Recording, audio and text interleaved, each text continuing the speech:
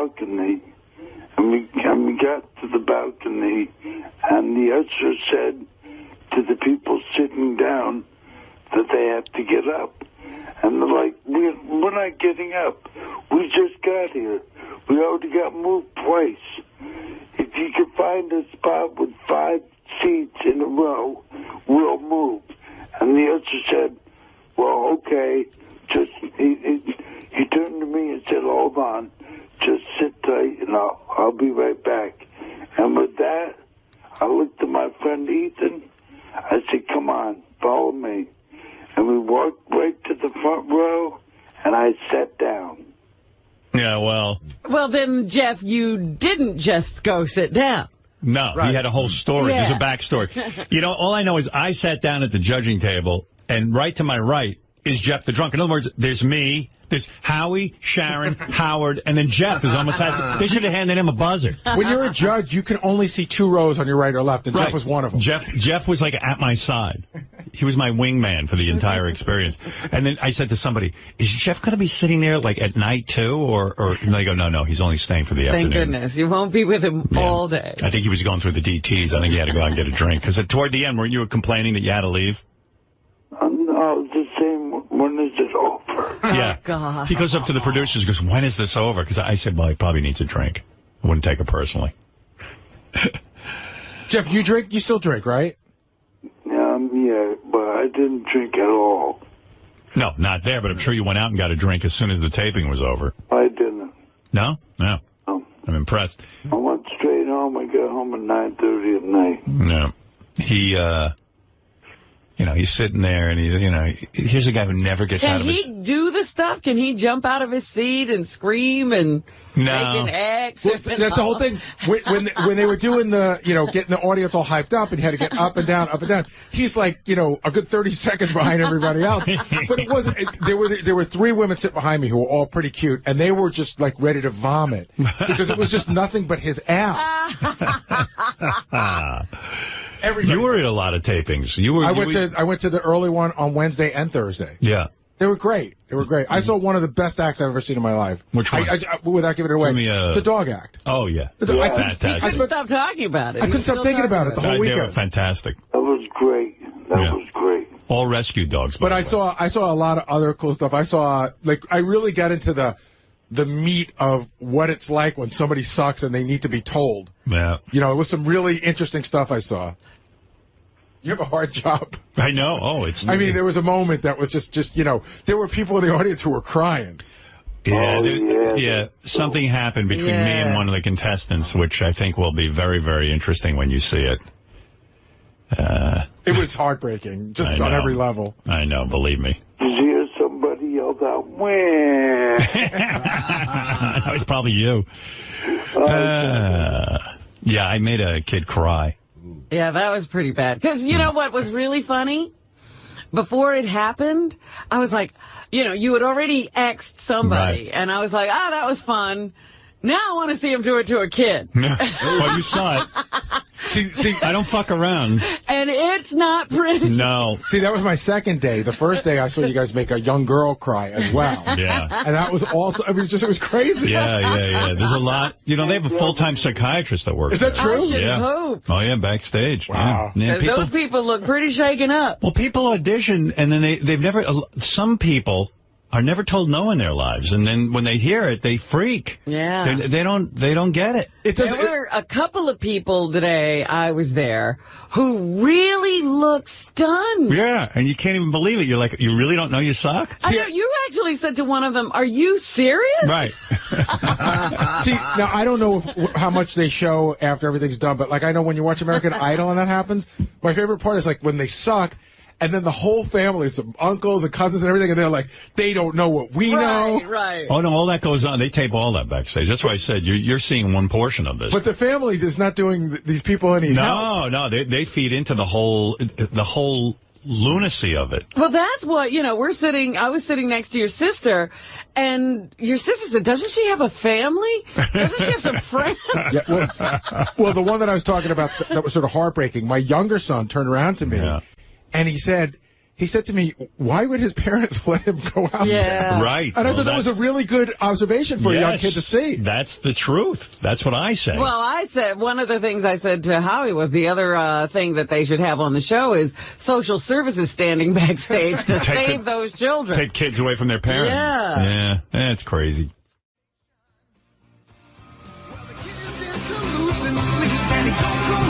All right, Eric the Midget, you have a little bit of time. I can't spend a lot of time with you today because I have a lot to get to. But, Eric, go ahead. For starters, quit with the fake name. Oh, Eric the actor. Well, Eric the actor. I didn't hear you and yes. just heard Eric launch into an attack. Yeah. Everyone's angry. I think since the Ronnie thing, everyone's gotten stirred up. Well, you started off by playing Mel Gibson. Yeah. And it's gotten everybody going. Eric the actor, what is on your mind? I have had enough of your fans online. Well, that's the thing I'm trying to explain to Ronnie. When you search out fame, Eric, where you want to be on the air and you want to have a career in television and film like you do, you have to expect that there is going to be criticism and there's going to be I go on Twitter, people attack me all the time, and what I do is I block them. Do I have to expect losing friends for it? What happened?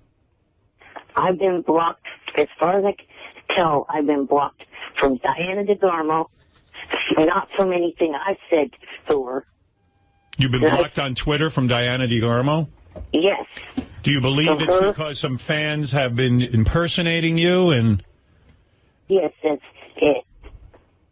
Not only that, I got this weekend blocked from the penthouse pet that I met and made friends with at the Viper Room. Because of the... What are these doing? Well, there's some that impersonate me, and then there's others that just say stupid ass about me and include their Twitter account in it where they see it. Well, Robin, that is a problem for Eric. In other words, he made friends with a penthouse pet at the Viper Room, and I guess a lot of fans were getting involved with her. But then again, you could make the claim Eric would never even get to meet the penthouse pet without our fans. So well, my question is, how do they impersonate not Eric? The fans. I got to meet them. This is the price of fame in a way, Eric. The fans have nothing to do with the fact that I got to meet the penthouse pet. You are the one that... Well, you know what I mean. The reason that you have this whole... What do you think the solution is, Eric? What do you want me to do? And maybe I can help. Tell them to get a life and leave me the alone. If they leave you alone, though, you realize a lot of your good stuff will go away. Go ahead, JD. What do you want to say? Were you direct messaging these girls, by the way?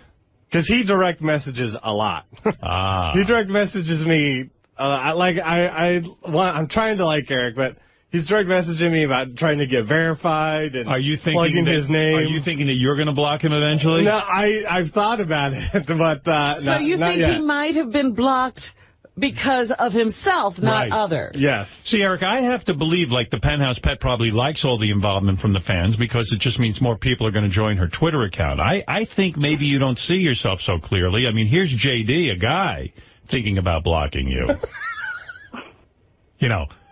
Maybe it's that you're annoying.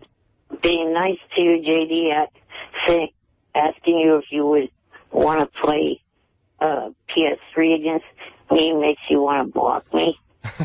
No, I just say it's like you could tweet us. You have to direct message me about it. Why don't you play PlayStation with me? I don't play PlayStation Online with anyone, really. Is there any more feeling of loserness than making a play date with Eric for PlayStation 3? I mean, at your age. How old are you now?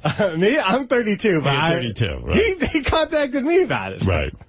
Were you considering playing him? No, like I said, I don't play with anyone online. No. I don't need the hassle.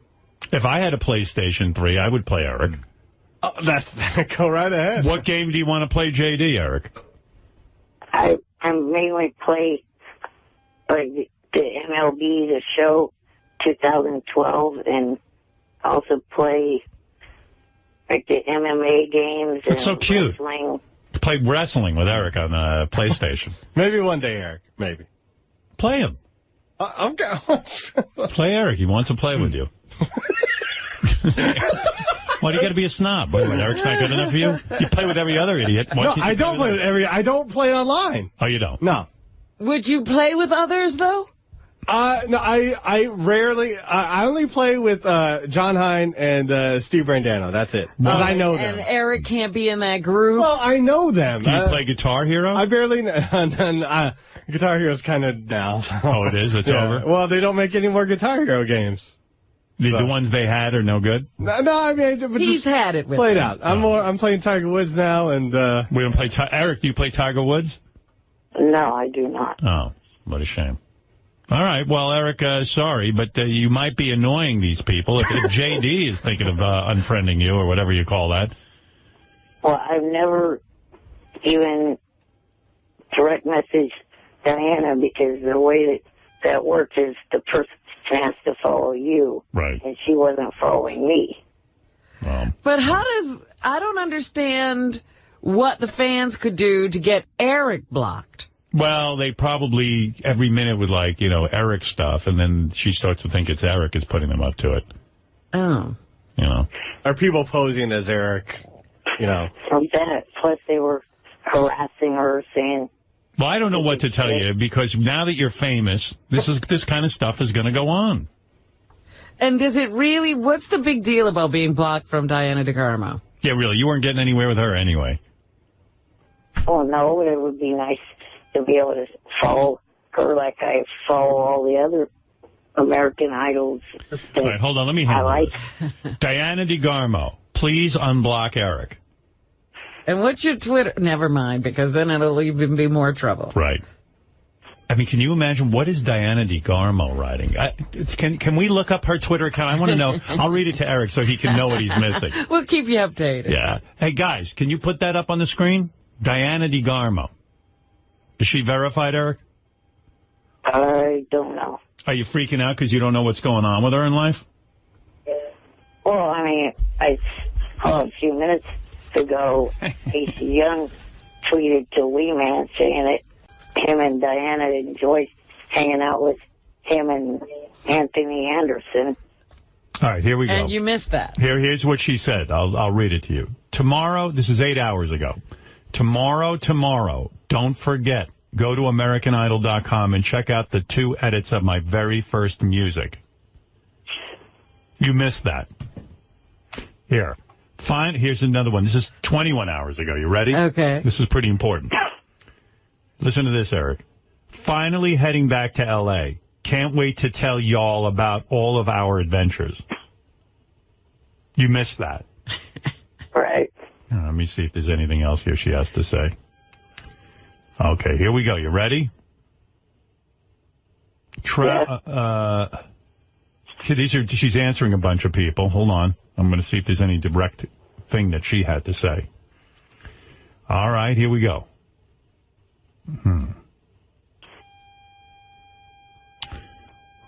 Okay, here we go. I'm reading through her list in case I see anything you might have missed.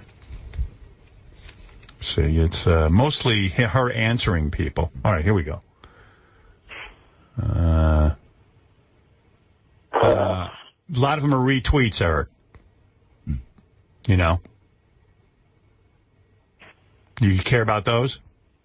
No. Hey, But the 2 I read you seem to be the only thing she's really tweeted, which is what you missed. To the new imposter, get a 5. All right. Okay, Eric. Well, we've tried to address it. I don't see any other anything here you might have missed. I don't see any Diana DeGarmo. Here's one you might be interested in. The woman tweets to Diana DeGarmo. One of her fans says, Diana DeGarmo, please have a good weekend. And she wrote back, I will try to. Okay? Okay. Here's one. I hope everyone is having fun and safe holiday weekend. This is from April 7th. Right. Here's another one. We're off to have a hippie Easter. Okay? Okay. You like that? Yeah. All right. That seems to be... Oh, here we go. Throwing on some SPF, my sports bra, and some shorts because it's hiking time. Got to get my exercise in. Oh, that's what Eric missed. Yeah, that's a good one, I got to admit. She had on just a sports bra and a little suntan lotion. So that's pretty hot. And shorts. And shorts. Is that the kind of thing you miss? Yeah. Right.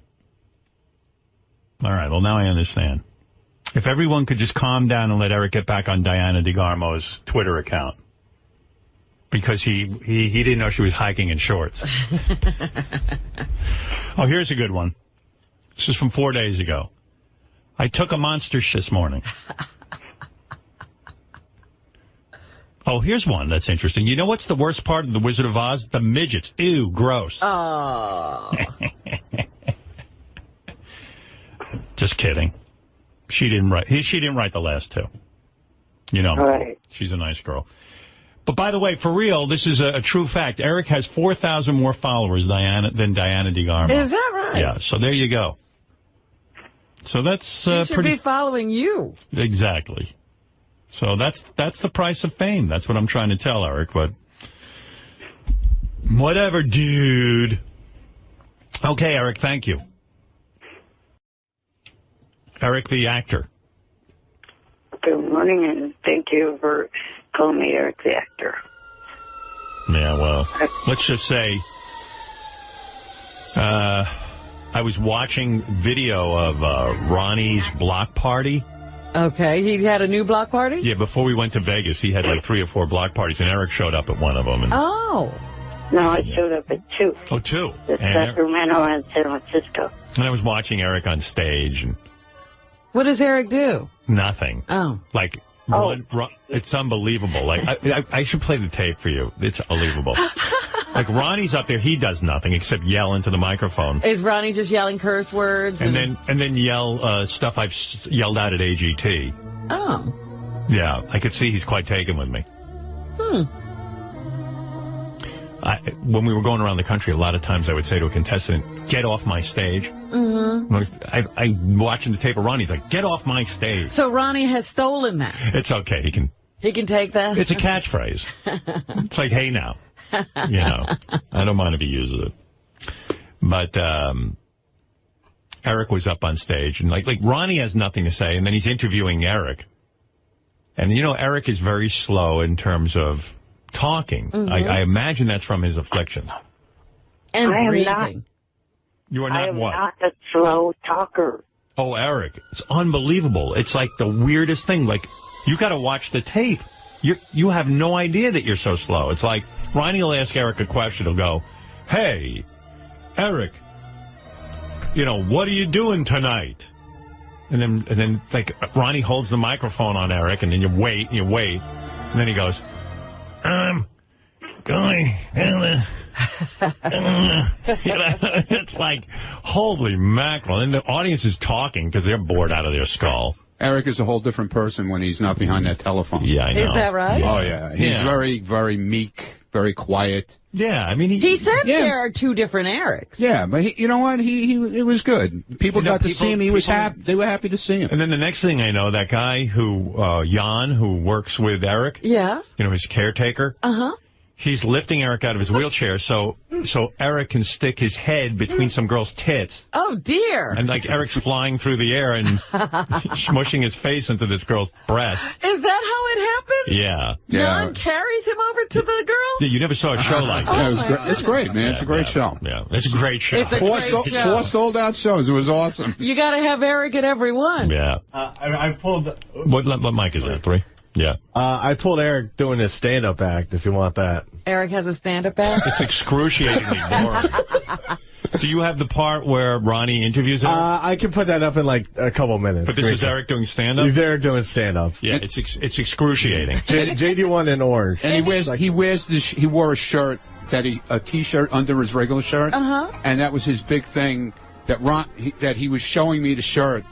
It says it's got a big arrow pointing towards me. Uh-huh. It says I'm with Zero or something like that. Yeah.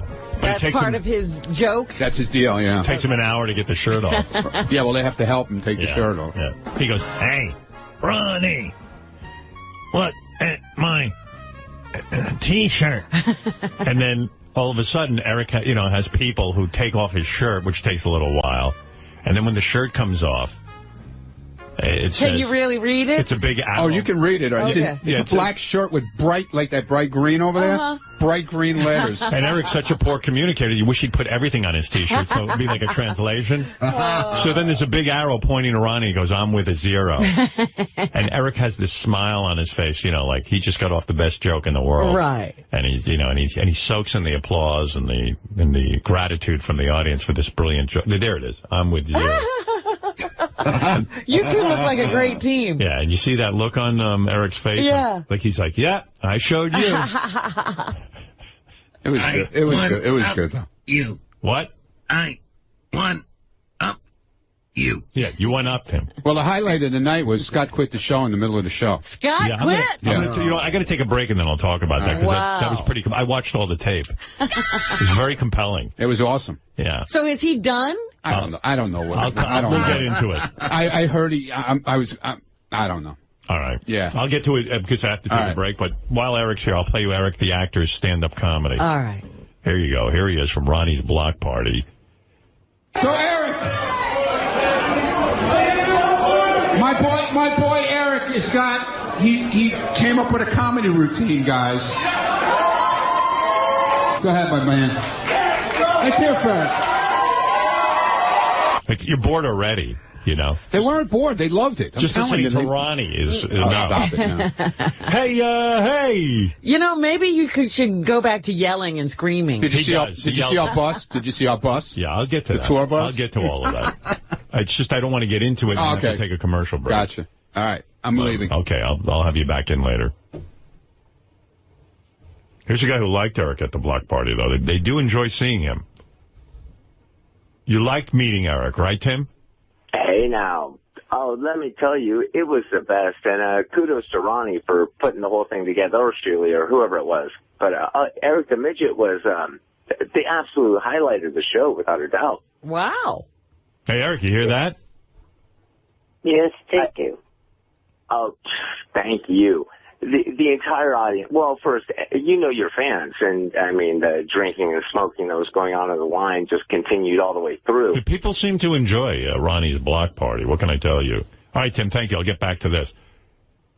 It's Hey, Eric. By the way, not to change the topic 50,000 times like I have already, but so I don't know. Somehow Gary and Will got in touch with Diana DeGarmo, the girl who was on American Idol, who Eric loves. And didn't he say he got blocked from her Twitter account or something? Yeah, so they got in touch with Diana DeGarmo, and they said, hey, can you come on with Eric and, tell us why you blocked him from Twitter? And she said, I'll come on, but not with Eric. Really? Yeah, she's done. She's like, I don't want anything to do with that guy. So he must have done something really tough. Wow. Eric, what did you do? She won't even come on with you. And then so Gary said, you want me to have her on? I said, well, I don't feel right if Eric's not part of it because. Well, I mean, we could find out her side of the story. You want me to interview her and find out her side of the story, Eric? Sure, you could do that. All right. When can I get a hold of her? We might do it later this week. I think she told Will. We were trying all week to find out exactly what it was because I was dying to know. Right. And all I know is she had issues with a stalker in the past, and Eric somehow scared her. He spooked her. Yeah. What did you do to Diana DeGarmo? Not a thing. She won't even come on the air with you, Eric. She's afraid of you. I'm sure one of the fake accounts did something, but I didn't. Whenever I tweet to a celebrity, no matter who they are, it's always a positive tweet. How the hell is that bad? We don't know what you're tweeting. Eric, you're a great guy. You lack self-recognition. I'm sure there's something you did that you don't see. Did you call her at home? Go see your family movie, Chimpanzee Face. What do you say? Something about my family, Chimpanzee Face. Chimpanzee face. I think what Eric is saying is there's a movie out called Chimpanzee, and he's telling Gary to go see his family movie. Oh, there we go. Oh. That's a good one, Eric. The delivery was Support your relatives. What? Go support your relatives, Gary. That is funny, actually. Eric honing those comeback skills. I see that the comedy thing is taking hold. But, Eric, your anger's misdirected because I am not afraid to talk to you on the air, but she is. Yeah. Yes, but you're not believing when I say that I did not do anything wrong. Did you call her at home? No, I don't have her number. Did you direct message her? No, I don't. No. Wait. You don't what? You're like, no, I don't think so? Because I don't think she ever followed his direct messaging. The person has to follow you. But Eric, you would know if you sent Diana DeGarmo a direct message. You would know that. That'd be a big day for you. No, I know I didn't because I don't think she ever followed me. She could have direct messaged me because I was following her, but the person. So then, what could it be that she's freaked out by? I know. We'll get to that. We'll wrap this up later this week. All right. I'll get her on the phone and find out what the problem is. But she doesn't want to be on the air with you. You know. That's sad. Yeah. Well, maybe there's a big misunderstanding, like Eric says. You know. I hope so. Yeah. All right. Let's get back. I hope Eric didn't do anything to offend her. Want to get back to Eric's stand-up? Yes. Okay.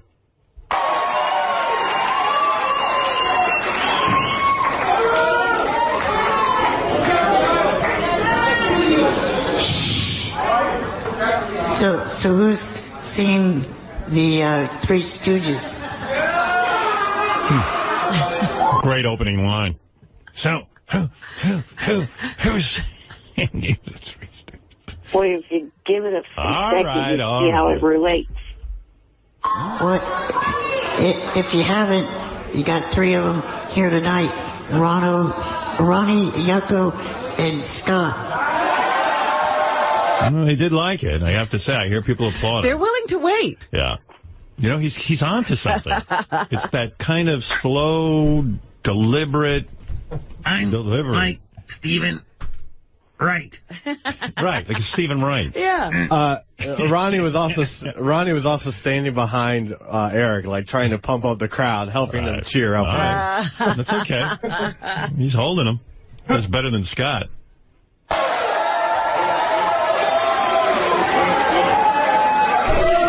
What the f is wrong with you? Does anything work?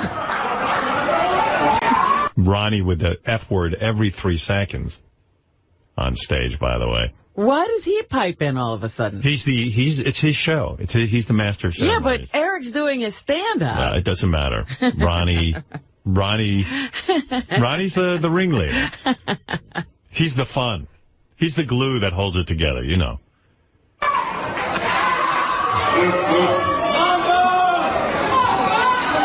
It just sounds like your worst nightmare night, doesn't it? Yeah, what are they screaming? Mother. The audience and you're staring at Eric and Ronnie. Where's Eric's next joke? I'm still like... He's milking the crowd. I'm basking in the waves of laughter. That line killed. It's like a tsunami. Eric, you realize, of course, that the audience is, cheering you because you're afflicted. That line isn't that great.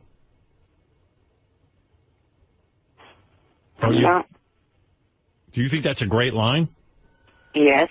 Okay. But what about keeping going? I mean, is that it? No, he's hey, what are you in a rush? He's milking it. Has anyone seen the documentary on Gary's relatives in Africa, chimpanzees?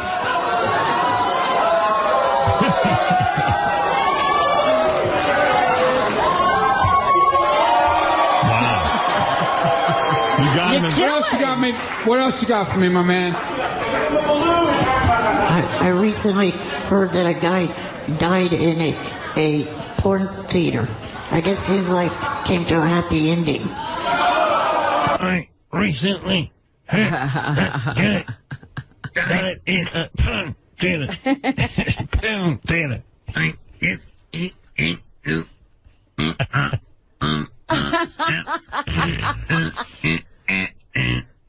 Ding.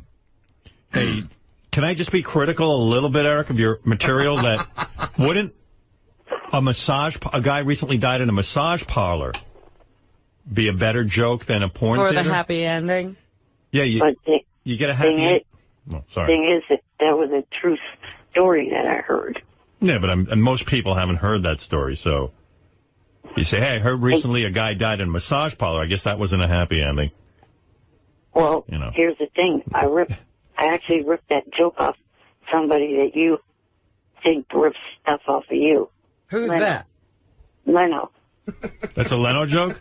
No wonder it sucks. I actually changed the punchline. I see. Oh. Well, can't argue with that. His punchline was, I guess he suffered a stroke. That was his punchline. Yeah. Well, that might have been the better punchline. Yeah, I might have stuck with that, as long as you're stealing.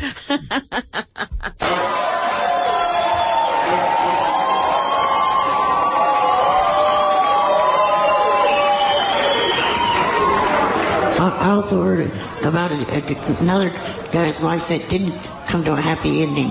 He got into an argument with a woman over a parking space, and she killed him by squeezing his balls.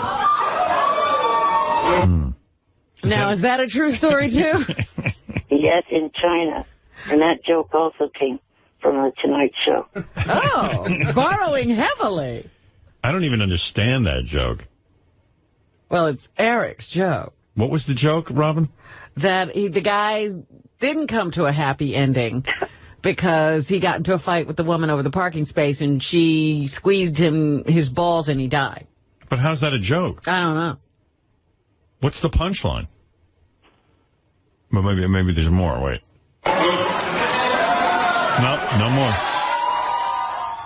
Let me think about it. The woman goes into try to get a guy argue over a parking space, and then she squeezed his balls and killed him. What's the joke? I must be stupid.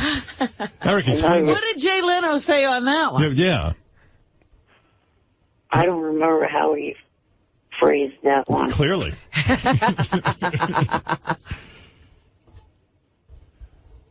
Yeah, Ron? I thought he was going to talk. No, you never know.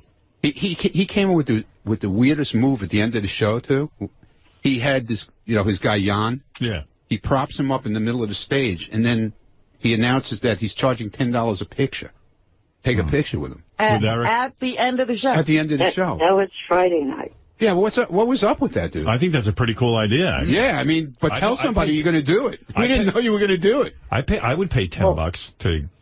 Sequoia knew from the time that he started talking to me about it. Oh, okay. How many people got a picture with you? There was about 15, I think. That's it? And it's free? No, $10 a picture. $10. So let me do some quick math. You made, let's see, 10 times 15.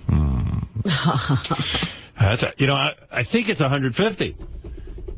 Is that right? I think you would be right. Yeah. Yeah, but then he said it was going to a charity, and then somebody said to him, No. What's the charity? He goes, my pocket. Well, that is a charity. That is a good joke. Wow. Ronnie, come on. I've been battling heads all weekend over that. There was no charity. I know. That's what I heard. It was the charity was your pocket. I never said that. I never said there was any you would charity. think people would just give Eric $10 because look at him. But he's willing. He wants to make his money. But the second night I think he took pictures with everybody with Yucko, so he didn't charge because he would have to cut Yucko in on the money. Yeah, but I can't believe that people wouldn't just everyone just take a picture with him and give him $10. Yeah. Unless you're short on cash. Right. I mean, come on. It's ridiculous. You see Eric. I mean, Eric's got some major showing. Oh, yeah. Like I said, he's a whole different person when he's not behind that telephone. I mean, his feet are going two different ways. He's like this, quiet little guy, man. Yeah. Looks like a Jerry Mahoney doll. No, he's cool, though. He's cool. Well, that's what I was thinking. They should get a stool, put Eric on it, and Ronnie could just act as if he's I can work him. You know, Eric, did you ever consider becoming a panhandler? Because you'd make a fortune, dude. I couldn't pass you on the street without giving you some money. No, I've never thought of doing that. You should. You should go down to Fisherman's Wharf and hang out down there. People would just put. Yeah. Do you ever, like, when you're being wheeled around and stuff, do people ever just throw money at you anyway? No. Oh. Nobody just accidentally thinks you're panhandling. You should just, you know what, don't panhandle. Just walk around with a cup in your lap, and I'm guarantee you people will start throwing money at you. Yeah, if he goes in San Francisco, if he goes down to Fisherman's Wharf, that's all you see down there. Right. All these different. Even I told you, I saw one of the acts from AGT there. You did? Yeah. That's what I'm talking about. You try telling people no, you're not going through the next round. When you know they're headed back to Fisherman's Wharf. Yeah, one of the acts that tried out for the show was there. Yeah. Oh boy. Can you imagine if Eric just said, "Look, I just got back from Iraq, and they blew my legs off." You know the kind of cash you're talking about?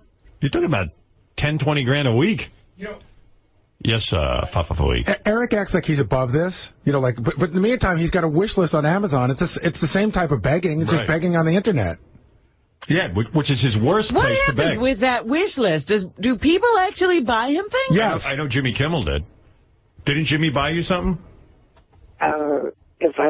If he did, he left it anonymous. Oh, no, then he didn't. Well, do people buy you things, Eric? Yeah, but I haven't gotten anything much recently. But what's the difference between saying, I have a list, buy me free stuff, or going to Fisherman's Wharf and putting your hand out? I don't know. Nothing. Just take a ride down and check it out.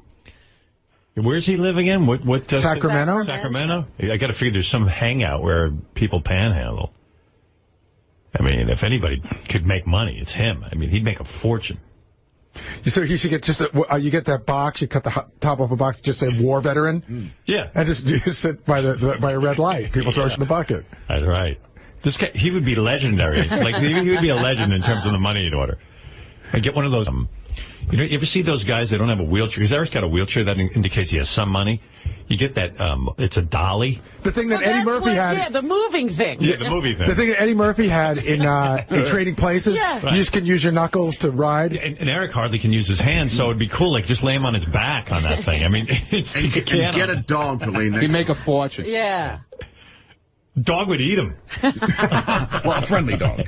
There was a guy like that at Fisherman's Wharf. He had a dog. Yeah. So he'd come around, people eat that tons of food down, and then just leave it. Right. So he'd come over and say, "Are you going to finish that?"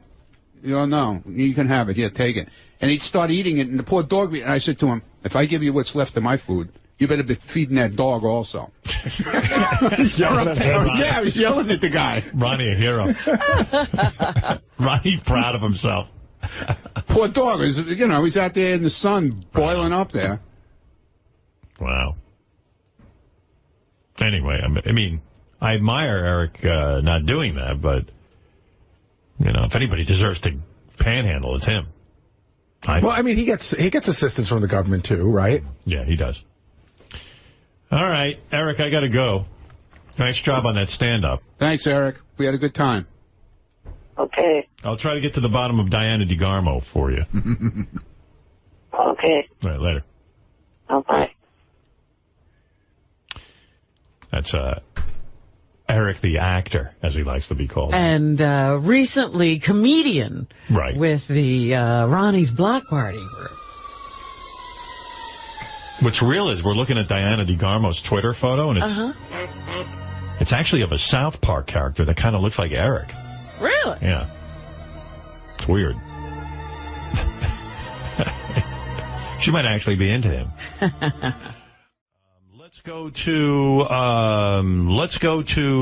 oh, I don't know. The couple. Oh, Eric the Midget wants to say hello. Oh, good. My favorite. To Jimmy, and then Jimmy, I don't want. Oh, I just remembered. I sent Eric a bunch of gifts from Amazon, from the Amazon gift list. Did you? I knew you had. Yeah, but I did it again after I heard you talking about it. Because nobody apparently does it but you. Well, the first time I was tickled by the fact that Eric had registered for, and this is a great thing, too, that people are registering, you know, it's like they're getting married. Right. But Eric had registered for, like, I don't know, some sort of snack chips, and it costs like 3 times as much to ship it as the chips themselves. Like, it's a weird thing to register for online when you can go to the supermarket. And you sent it to him anonymously. I sent it to him. I didn't realize it was anonymous, but apparently it was anonymous. Yeah, the first one was anonymous. I don't know if these were... yeah, I think these were anonymous, too. Eric, on your wish list was snack chips?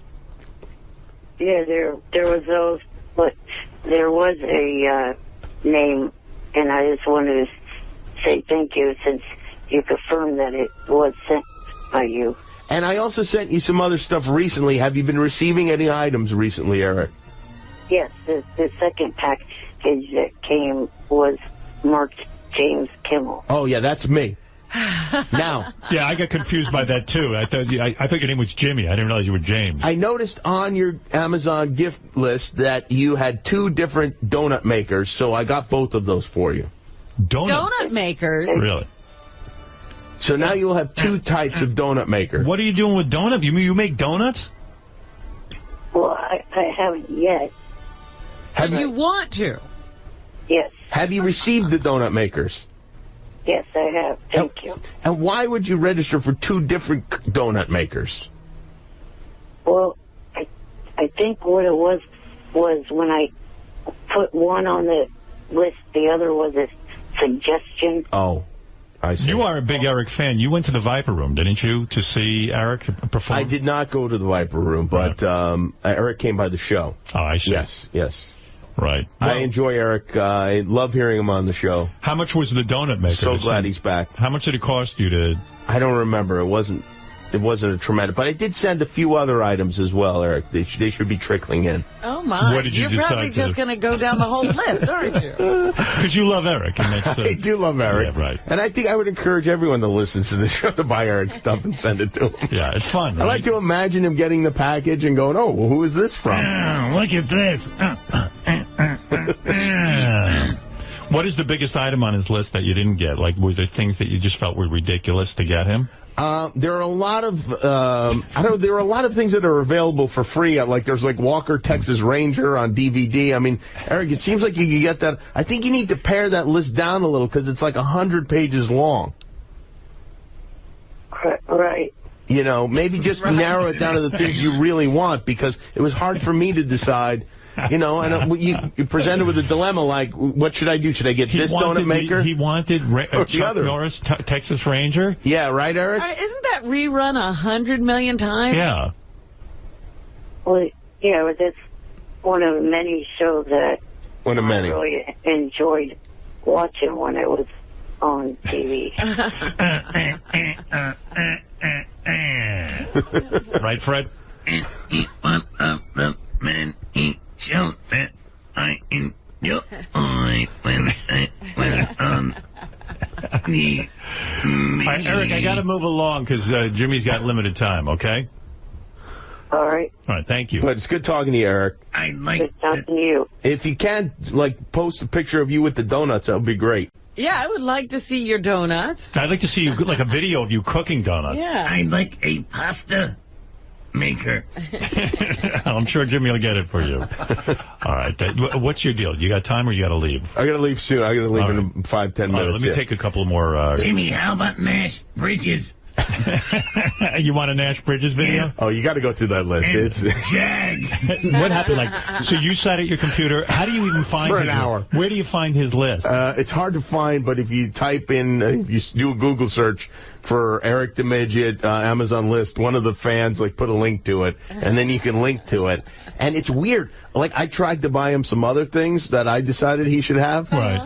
And they won't allow it. They can't, you can't, unless you have his address, they will not allow you to send things that aren't on his list. You wanted to send things that weren't on the list. I had some things I thought would be funny. Like what? I don't know. There's some little shoes. Baby shoes? Not baby, but little, you know. Right. I thought maybe. Oh, look, there it is. It's up on the screen.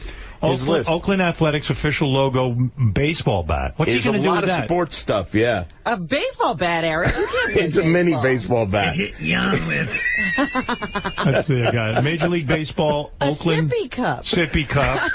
I need that. It's all sports stuff. All Oakland A's, batting helmet, and ice cream snack bowls. Look at all those hats. Yeah. There's candy. Look, there's Lifesavers candy, wild cherry, 14 pieces, 20 pack. 20 pack is $10. It probably costs more to mail it, as you pointed out. There are probably, like, it's mostly candy. It's a What's weird that? thing. Realistic water. Oh, and there's train stuff also, like mini train sets. Look at this. Bachman trains waiting passengers. Like, if you get a train set, you put little passengers down. Does he have train sets? He must have a train set. I shouldn't have hung up on him. You hung up. I did. That was a mistake. Yeah, because we didn't know about the train set. There's a lot of train stuff. There's a little barn. Look at the barn. Maybe he's living in this barn. Yeah, Bachman train barn. So you put a barn next to the trains. Eric's asking for a soft pretzel maker, too. Are you kidding? No. Where is Eric? Is he back? No, he's not.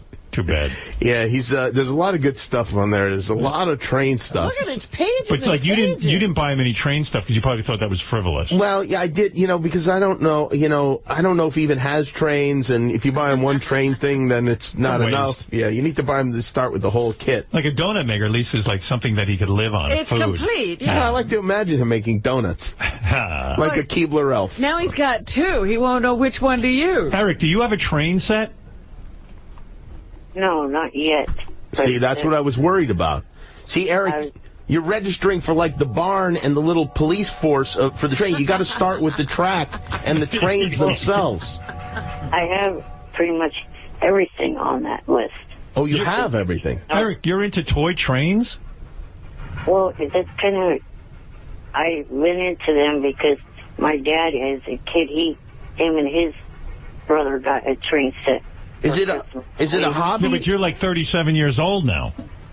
I know, but we've had this family train set and haven't had it set up for years. Is it a hobby or is it for transportation? It's my Amtrak. Eric's wish list is 57 pages long and has over 1,400 items listed. Wow. Yeah. Eric, what's the one item that you haven't gotten so far that you're dying for? Jimmy wants to get it. Yeah, please narrow it down because I can't. It's hard for me to go through all of that. Go through all those pages. It's too many pages. Well, let's see. There's a lot of stuff that I would like. Just tell me the one thing you want that Jimmy can get you that you want more than anything. It's on your list. Kind of hard to think of one thing off the top of my head. All right, well, I'm not going to wait all day. You need to pare down that list. Well, I'll be listening, so the next time you call in, have that information, and, we can move forward from there. Yeah, and just remember, not too expensive. Jimmy doesn't make as much money as you think. That's right. I don't make as much as Conan. It's a pretty pathetic salary, actually. All right, thank you, Eric. Stephanie, you're on the air. Yes, Stephanie, you're on the air. Hi, Howard. Hi. Hi, Jimmy. I just wanted to say, Howard, you looked so handsome. All of the interviews were so amazing. See, I wasn't so bad. Enjoyed listening to the press conference. I've never actually listened to a press conference before, but you kept the reporters very entertained, and you were funny. It's a lot of pressure. I mean, you're up in front of I must have about 100, 150 press there. And, you got to keep them entertained. Yeah. So I'm standing there, I'm talking, I'm carrying on, I'm doing everything but putting on a red wig and big red nose so I can, entertain them. But it turned out to be very, very good, and everyone was lovely. And, listen, we'll see what happens. Tonight's the big premiere of America's Big premiere of America's Got Talent. Big night. Where were you? You reached a big, big audience hitting The View, and I hope a lot of them tune in and really appreciate Yeah. What was really weird? What was really weird is that I went on all those shows, and it dawned on me that I don't even remember, who knows even what the show America's Got Talent's going to be tonight, because it's from when we were in L.A. Right. You don't even remember the talent. I don't even remember. I don't remember much about any of it. Yeah. So I don't even know what you're going to see, but, we'll see. But this was your first judging. I mean, you'll see. You've not seen a cut of it? No, they won't show me a cut. Evidently, there was a lot of, there was about 10 different cuts. Some of the cuts, what I heard was that they felt there was too much of me, like to the point that it was like the Howard Stern show, and then they had to make it more balanced. So, yeah, whatever it is, but Simon Cowell called me and said he thought the show was terrific. Like, he thinks it's going to be a great season. So that made me feel good because he's hip to all this stuff. Yeah. Like, he was carrying on for 45 minutes about it. Good. Like, Howard, it is the greatest. It is the best. And I said, wow, thanks, Simon. Are you available for X Factor? No, you didn't say that.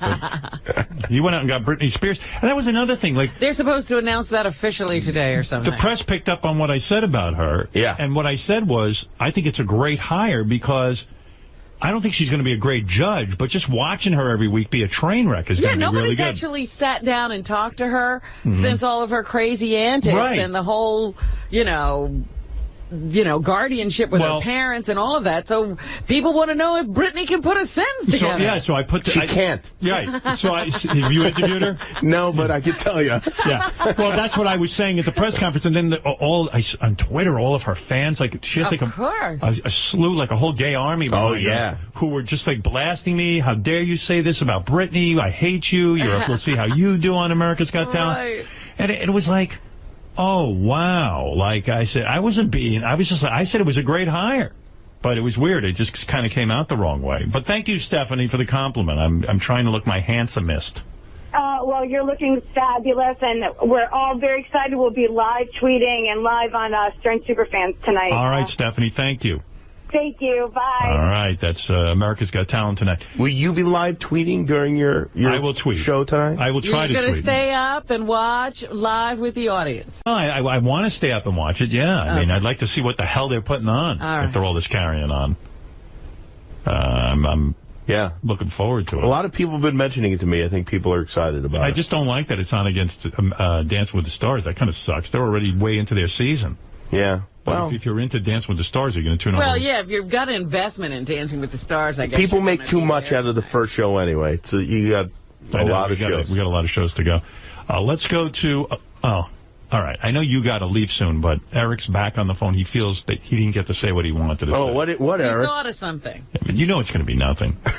Of course. Eric, go ahead quickly. Okay, I'll make it quick. I just wanted to say I hadn't done the chance to tell Jimmy thank you months ago for tweeting about my app. And I just wanted to thank him now. You're welcome. It's my pleasure, Eric. What did you do? Thank you tweeted about his act? I have no idea what I did. Right. I don't Thank remember. you, Eric. All right. His app. Oh, his app. Oh, yeah, I did. His app. I retweeted his app. Thank you. All right, I got to take a break. All right, I got to go, unfortunately. Well, I wish I could stay. It yeah. breaks my heart to leave. What's the matter with you leaving like that? Yeah. Now that Kelly has to have a co-host. Mm-hmm. Kelly will be alone without me. Well, first of all, my friend, my dear friend. Why is that funny to you? You are a dear friend. Give my love to your beautiful... He doesn't want to cry. I heard you two get tearful sometimes. No, he doesn't. I do. Each other. He could care less. He could care less. I don't want to lump him in with my antics. No, don't leave. Jimmy, I love you. You're a great guy. I love you, too. When I get out to L.A., no matter what time I get out to L.A., I'm doing your show. Okay, great. And remember, what do real niggas do? They don't care about no period. Right. There's a new song by a guy named Young Real Nigga. And he says he don't care about no period. And we played it earlier this morning, and I love this song. It's an instant class. I have a feeling it's going to become one of those things that sticks around for a while on the show. It's going to stick around. It's a new an anthem. thing. We got to have him in for sure. Oh, yeah. I'm going to have him in. I don't know what his real name is, but that's his rap name. That's probably his real name. You think his mother gave him that name? Yeah. Young Real Nigga? I mean, what kind of name is that? But first of all, let me just say to you, thanks for coming by. Always a pleasure. You know it's always I love fun you. to have you here. I can't wait to see it tonight on America's Got Talent. America's Got Talent. Be sure to tweet to all your fans that I'll be there on America's Got Talent. I hope that Robin is able to find the kind of kindness and forgiveness in her heart that Howard has found in his when it comes to Kathy Lee. And I never had a thing with Kathy Lee. You know what I'm saying, Well, she's never had a problem with Kathy Lee. No. But she still loves the taste of blood. I do. No, Kathy Lee was lovely. What can I say? She had the balls to come up to me. You know, here's the only thing that bothers me. Yeah. These reunions are happening backstage. Mm-hmm. Why? I said you should have been booked on the show. That's all. It's not too late. I mean, that can happen. That would be a nightmare. I know you love to see me squirm. Ay, vey. Well, it just so happens Kathy Lee told me that Cody was graduating this weekend. She was very busy with college stuff, and we had a long conversation about a lot of different things. So you found out about the kids. Found out about everything. And it was very lovely. How is Frank? Frank, I didn't ask about. We haven't moved. We haven't progressed to Frank yet. I don't know that he forgives me. Yeah, he might. He might not. But anyway, Jimmy, we'll all be watching, of course, your show tonight at midnight. Thank you. Congratulations on getting moved up 5 minutes. I think it's fantastic. Thank you. I think you're doing really well. 1 minute at a time. 1 minute at a time. That's the attitude you have to have. That's right. I did a computation. By the year 2036, you'll be on by 11:30. Keep your fingers crossed. That's right. But, Jimmy, great seeing you. Great to see you, too. And congratulations on the Emmys and the fact that you did the White House Correspondents' Dinner. I really feel you have arrived, and you deserve it. You deserve all the success. And we'll be back right after these words. So the ratings came out yesterday. As predicted, we didn't beat Dancing with the Stars. We were second place, which, I would love to. I wish they would have waited 2 weeks. Dancing with the Stars in their finale. When you were in your own world. So in 2 weeks, we'll be then some of the papers were like, they got it. We came in number one, 18 to 49-year-olds, so the network called me. They were thrilled because from the network standpoint, they were like, they had nothing to go up against Dancing with the Stars with. So they were like, because some of the papers are saying, well, Howard Stern didn't beat Dancing with the Stars, so he didn't bring anything to it. Last year, Dancing with the Stars debuted against nothing. Their leading was The Voice. You mean America's Got Talent? I mean, yeah, America's Got Talent went on last year and didn't have to go up against anything, really, which I would have preferred because we're going up against their finale. Right. And like I said to you, what I predict will happen is this show will grow every week. We had over 10 million viewers, and then we'll be the number one show by the summer, just like always. I think the show is that good. And NBC described to me on the phone, I said, why'd you guys program it against that? We could have just been the number one show. And they go, well, hey, we needed something to put on. You guys did your mission. Your ratings were as high as The Voice. The Voice's finale. Right. You did phenomenally well. And, and that's what we needed, what we were going to put on. So I would have liked to have been number one overall. Sure. I don't like just being number one, 18 to 49, but, So it was considered a success. And I was like, oh, good. Because I didn't want to go on there and bomb. Of course not. And then they blame me, So, I mean, everyone would say, Howard Stern's show now. Right. It's the Howard Stern show. No, it's America's Got Talent. But I don't know. Everyone was waiting, I don't know for what, but it felt really good. And people seem to generally like the show. Especially the people who used to watch the show who aren't fans of mine seem to like my addition to the show. Absolutely, yeah. From what I heard. Yeah. Eric the Midget, you're on the air. Eric the actor. Well, Eric's a big fan of the show. Eric, we were in San Francisco, but they didn't show Eric last night, I don't think. No, because I think I saw where I would have been, but the cotton candy guy, his big belly, I think blocked me out. I don't know why they didn't show Eric. Cotton Candy's belly blocked Eric. Yeah. But Eric was there in San Francisco.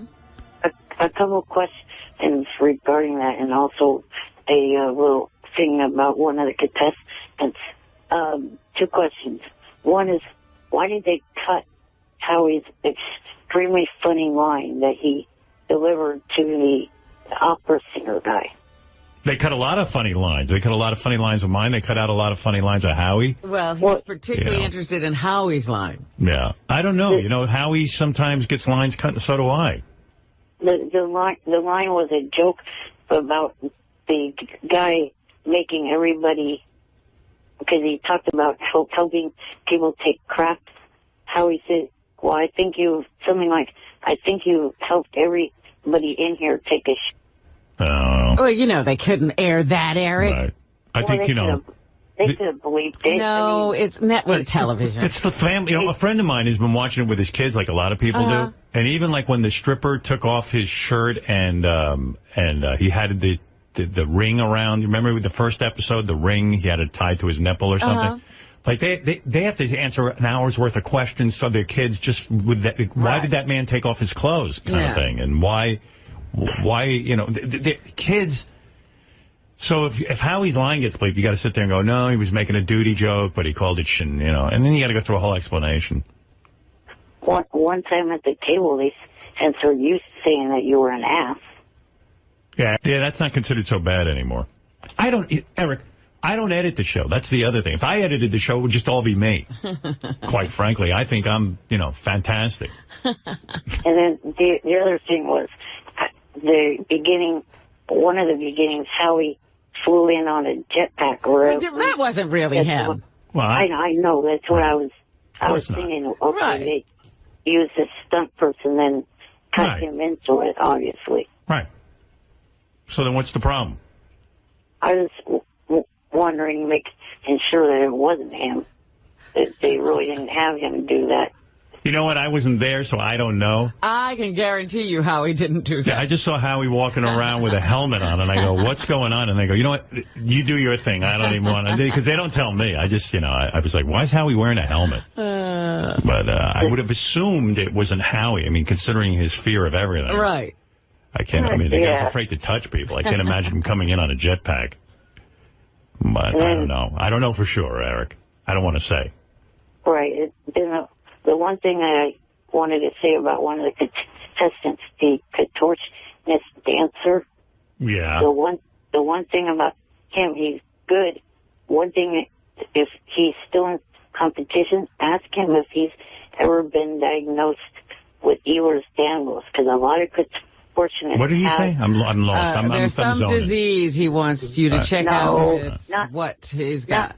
Robin. I haven't paid attention to the last two questions. I'm kind of sitting here thinking about Andy Richter's coming in and what I'm going to do next. And what? Would you care what disease a contortionist has? Because Eric has his bones all twisted up, and he's thinking maybe they have the same sort of. Okay, so what? He wants to know, but I know it's not interesting. Eric, I don't know the guy's medical history. Send him 20 packs of gum and hang up. Gary, shut the fuck up. And, Gary, I did not manipulate my list. Manipulate? All right. Hey, Eric, I got to go just because I got a guest coming, but it's good talking to you. And thanks for being there in San Francisco. Got to go. Bye. Okay, talk to you next week. Talk to you next week. How great would it be if I could have convinced Eric that Howie really travels around the country by jetpack. Yeah, that's how he gets to every gig. I would have done that if he had more time. Eric the actor had another AGT wrap-up show that he did. Oh, this one is the greatest. There are really highlights from that show? Oh, my God. I got to play you. This is the open of the show. Here, real quick. I shouldn't get into this because we're going to obsess on it, but here's the open to the show. There's just mass confusion. Of course, the audio quality is horrible. Attempt number 2 here. Welcome to the JFSC.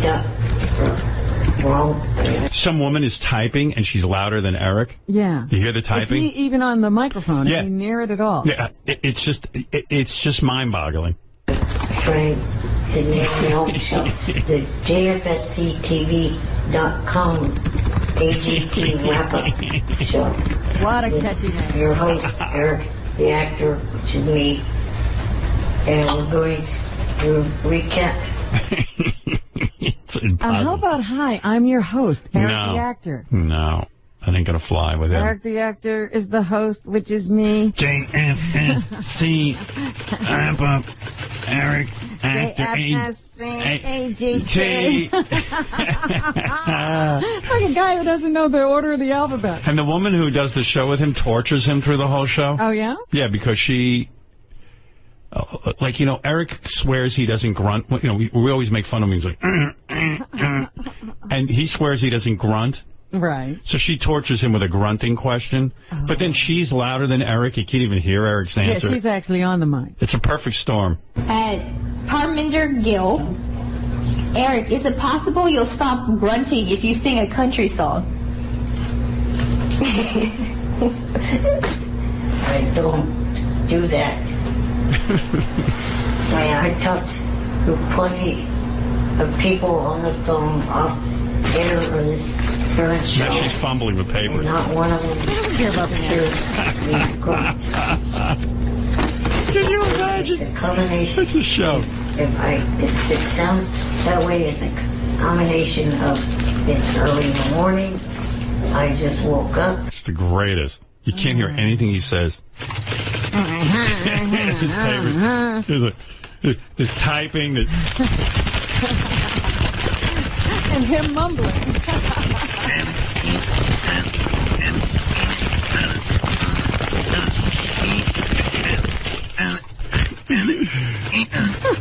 This is something about his favorite foods and this fumbling. Here's more. This fumbling. At Damon Ike, aside from soda and candy, This girl you can hear perfectly. what are some of your favorite foods? Is there anything you aren't allowed to have for your health reasons? I'll answer one part first.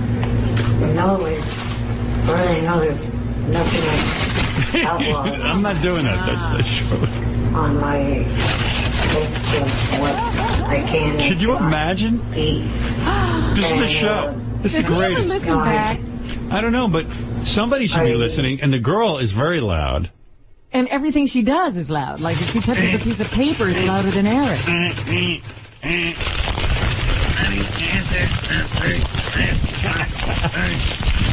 First part, second, and then the third part, then that's. And for a guy who doesn't have an ability to talk all that well, Yes, he Robin? takes the longest road to the answer. You're absolutely right. Welcome to the Howard Stern Show.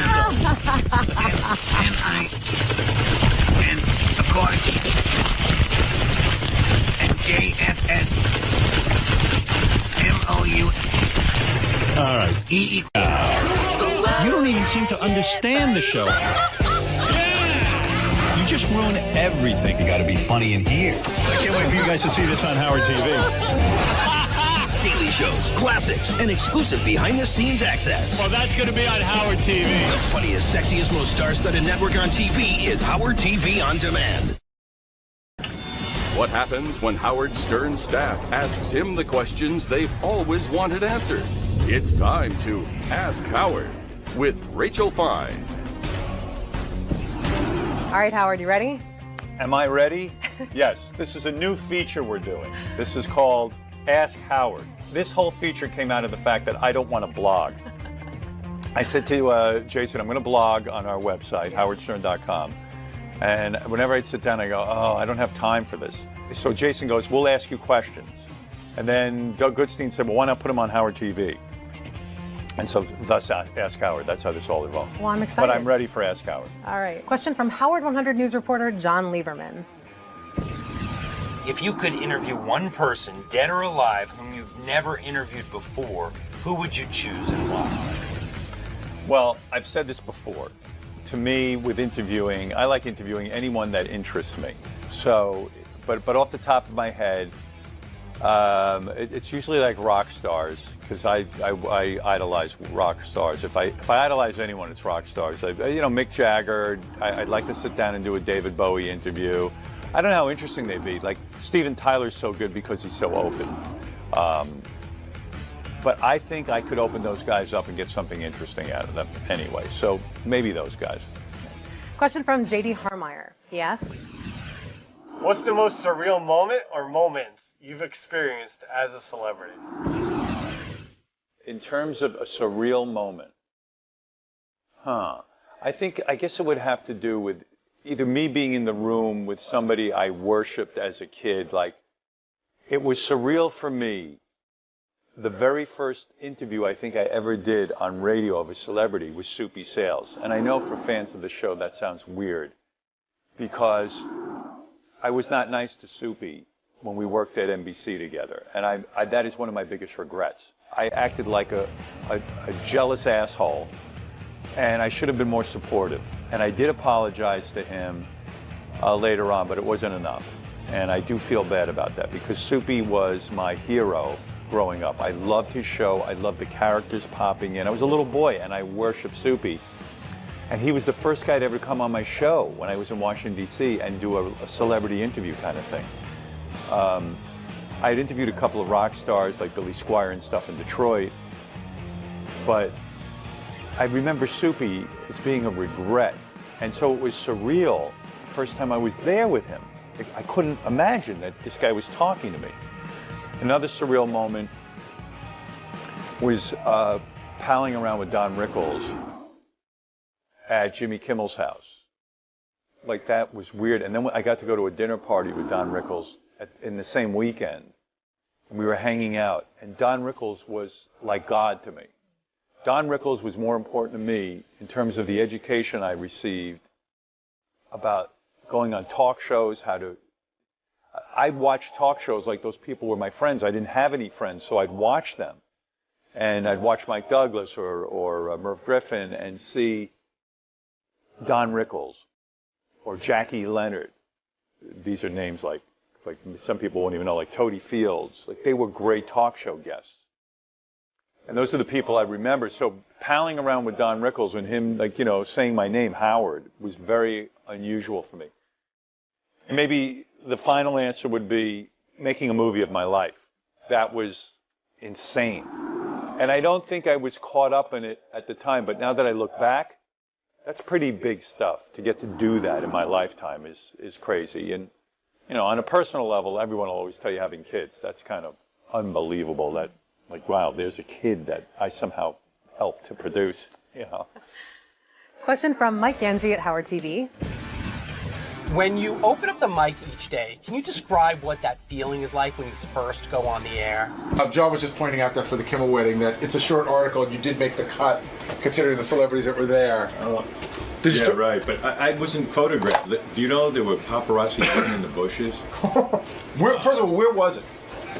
In Ojai, in Ojai, California, in a place called like the Ojai. I don't even know where Ojai is. Ojai in LA? It's an hour away from Santa Barbara. Holy shit! How involved is it getting in the, like, hiding in the bushes? Is it like unbelievably? I don't even know how the fuck they did it. It's a private resort. It's crazy. I, of course, was at the Jimmy Kimmel wedding extravaganza over the weekend. How was that? I have been waiting with bated breath to find out what that was like. It was beautiful, first of all. I mean, you know, I'm so fond of Jimmy and Molly that I was really happy for them. You were happy to see them take their vows, that walk down the aisle. And it was fun. I mean, I was kind of like annoyed that I left Friday morning and I had to come back Sunday morning. And you know me, I don't travel well. And I'm always exhausted. And so, like, the whole day Sunday was gone. And the whole day Friday was gone. Wait a minute, but why did you leave on Friday? You could have made it a longer trip. Oh, well, what am I going to do there? I mean, what do you do here? Lay around? No, but I mean, I had stuff to do in New York, and then Friday was the day before, you know, Saturday was the wedding, so I left Friday.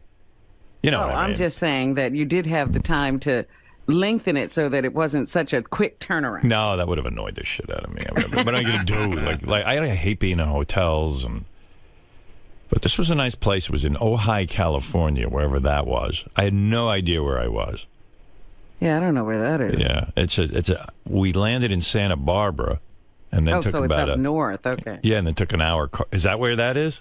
Yeah, that's above L.A. I thought north was Alaska. Well, if you keep going. Yeah, you mean if I go north from there, I'll hit Alaska? Eventually. Wow, cool. I should have done that because I went for a run. I didn't realize I'm going to run to Alaska. I'll be back. And you know, it was about 300 people, and Friday night was a big barbecue. You know, in a barn, and that was a casual kind of thing. Like, I didn't know what to wear. Like, my wife always knows what to wear, and I had to figure out what to wear. So I wore like. What did I wear to the barbecue? Like jeans and like a T-shirt. You know what I mean? Yeah, I was going to say, what do you do at a barbecue in a ranch? Do you have to dress up like a cowboy? Or? Well, it was like country music, like guys in cowboy hats. Yeah, that's what I'm saying. Jimmy and Molly got dressed up, but Jimmy Did you have to wear a lariat? Well, Jimmy was wearing a white silk pants with a white vest. And a white shirt. He looked like a tattoo from Fantasy Island. Yeah. Yeah. But, yeah, I could tell Jimmy didn't dress himself. Like, someone got a hold of him. Somebody did that for him. Yeah. Wasn't used to seeing Jimmy like that. Yeah, silk pants. Yeah, he was real happy. It was really cool.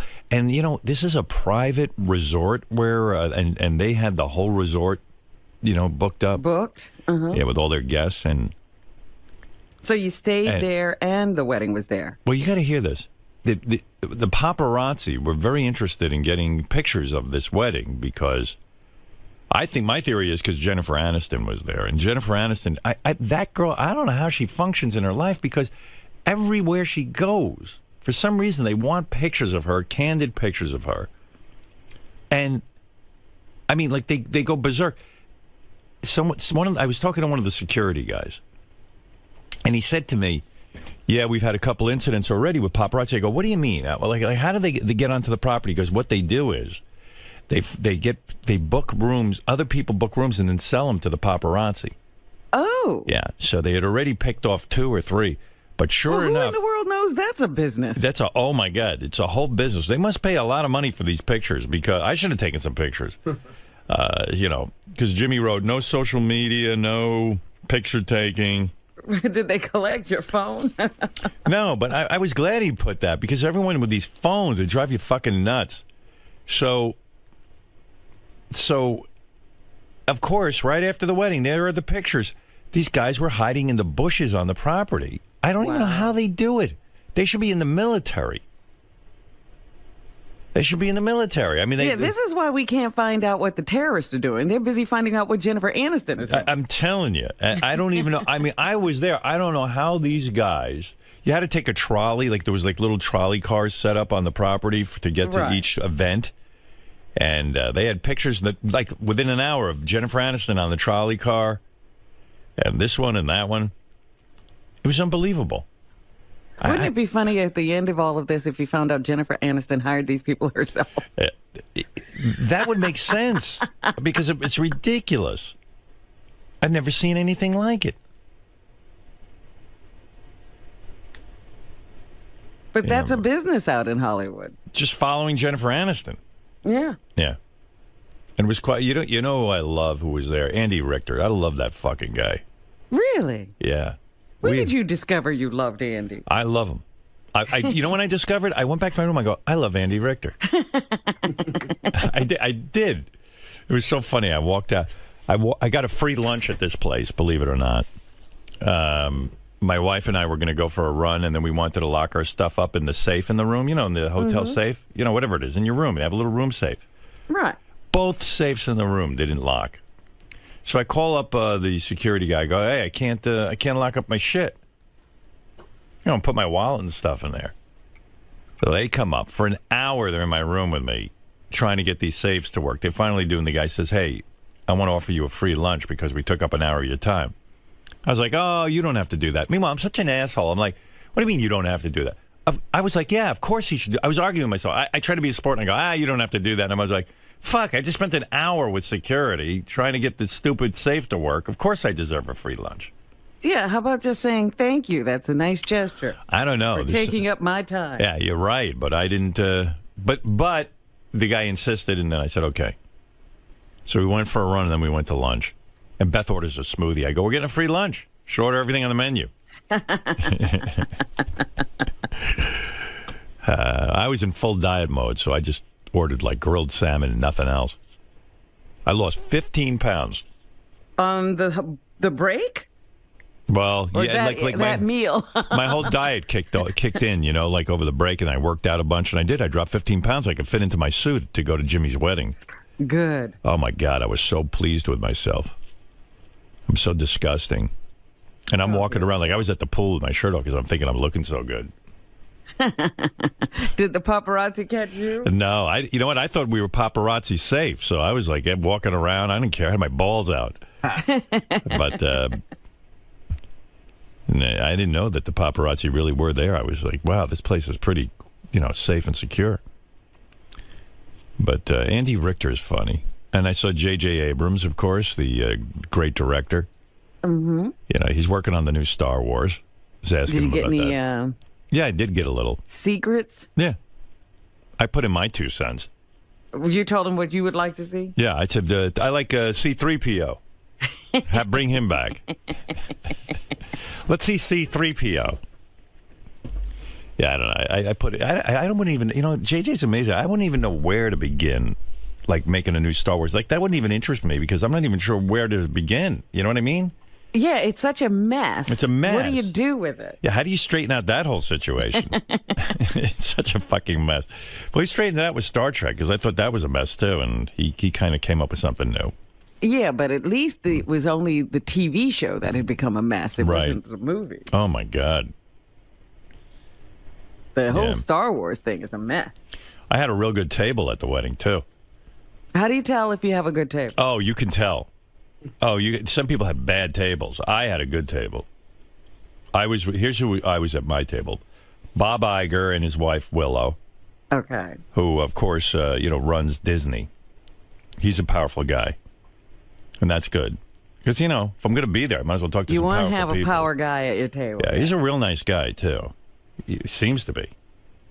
Brad Gray, the head of Paramount Pictures. That's a big guy too. Yeah, I wish I'd had a few projects. I could have sold them while I was there. You could have pitched at this table. I was like, hey, I should be pitching these guys. So yeah, to the left of me was Bob Iger and his wife. Let's see who else was Johnny Knoxville and his beautiful wife Naomi. Well, that seems like a sharp left turn. Yeah, I know. I go, Johnny, don't embarrass us. Some big shots here. Don't don't start to taking your balls and whacking the food with it or something. Right. Yeah. Johnny was there. I never know what to call Johnny Knoxville because everyone who knows him calls him PJ or something like JP or PJ. Like he has some sort of other name. Right. Like Andy Richter calls him PJ. He goes, hey, PJ. And I'm like, wow, I'm the only one who calls him Johnny. I must be like a dickhead because it's like calling Bozo the Clown Bozo when instead of Larry Harmon. Yeah, you're not in the inner circle. Yeah, you don't know Bozo is really Larry. Hey, Bozo, how you doing? My name's Larry, all right? I don't have the wig on right now. So evidently Johnny's name is only Johnny when he's doing his professional name. When he's getting hit by a truck. Yeah. I heard Don Rickles once go up to Johnny Knoxville and go, why don't you leave? Why don't you go out and get hit by a truck and do what you do best?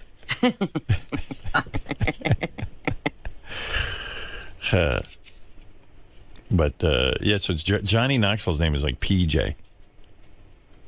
Oh, yeah. Here's a note. Johnny's real name is Philip John, so it's PJ. So I guess I should be calling him PJ, but I don't know how to make that move. Like, I don't know. Well, he's never told you to call him PJ. I wonder what the move is. I don't know, but there seems like Andy Richter doesn't know Johnny Knoxville that well, and he's calling him PJ. And I hear everyone, hey, PJ. But why would you know it's PJ? I don't know. Somebody has to tell somebody. So I go, Johnny. But evidently that's shows that you're not really a friend. And I mean, we're pretty friendly, Johnny and I. Or you PJ. Didn't drink the moonshine. Maybe that's right. what it was. Yeah, PJ. When you drink the moonshine, you get to call him PJ. Yeah. And the whole resort was transformed into a Jimmy and Molly thing because there was a bar and it was called Jimmy's Bar. Oh, so for the night, it's Jimmy's place. You wouldn't believe this. I get to this resort in Ojai. I forget the name of it. Very nice place, gorgeous. And I get there for the wedding and everything. And the guy says, your room isn't ready, Mr. Stern. I go, oh, fuck, not one of those situations. Where you got to sit around and wait. And he goes, right, you really don't get to check in until 3 o'clock. Yeah. I left super early in the morning figuring I could take a power nap and then be all set for Friday night for the big festivities, for the big barbecue. So now this guy's fucking with me because I've got it all worked out that I'm going to get to California early, take a nap, and be all set up. Maybe even get Now you don't have a room. Now I don't have a room. They go, oh, well, Mr. Stern, we can give you a different room, but, then you can't unpack or anything. Yeah, because they're going to give you a holding room just to wait for your real room? I even looked at the guy and go, you got to be fucking kidding me. I'm the wrong guy to do it. I have a radio show. The rest of these dweebs don't. You can make them wait, but don't make me wait. It made no difference, though. I tried to throw my weight around. It didn't matter. No weight. No, I had to wait. So I'm just standing You lost there. 15 pounds. You had no weight. I'm standing there, and then like Beth goes, "Oh, I forgot my sunglasses," so we had to go buy a pair of sunglasses. And then I walk out, and Jimmy's in a golf cart driving around. He goes, "Oh, I heard you had to wait for your room. Let's drive around and look over the resort while you're waiting," which was really good of him. I mean, I figured the guy's busy with his wedding, but Right. Now he's your tour guide. yeah, but he wanted to show me around. So I get in the golf cart, and I'm in a golf cart at a golf resort essentially, and I said, "What the fuck is with all this golf?" I mean, they have actual special conveyances for it. Yeah, I said, I've got to be missing out on something with this golf because I mean, there's this place was like 800 acres of golf, and if they're filling up this place constantly with golfers, there's got to be something to it. There's whole places where people buy a home off the golf course. Yeah, because they have to be near golf at every minute. Yeah. So we're driving around and we're looking around. And the's really not that much to see. Jimmy showed me where the pool is and this and that. And I said, "What's over there?" He goes, "Oh, that's the driving range." I said, "Let's hit some balls." Now, I've never hit any balls in my life. Do they have clubs that'll fit you? It wouldn't matter because I wouldn't know how to hold the club anyway. I use a club for hitting people over the head. That was the perfect size.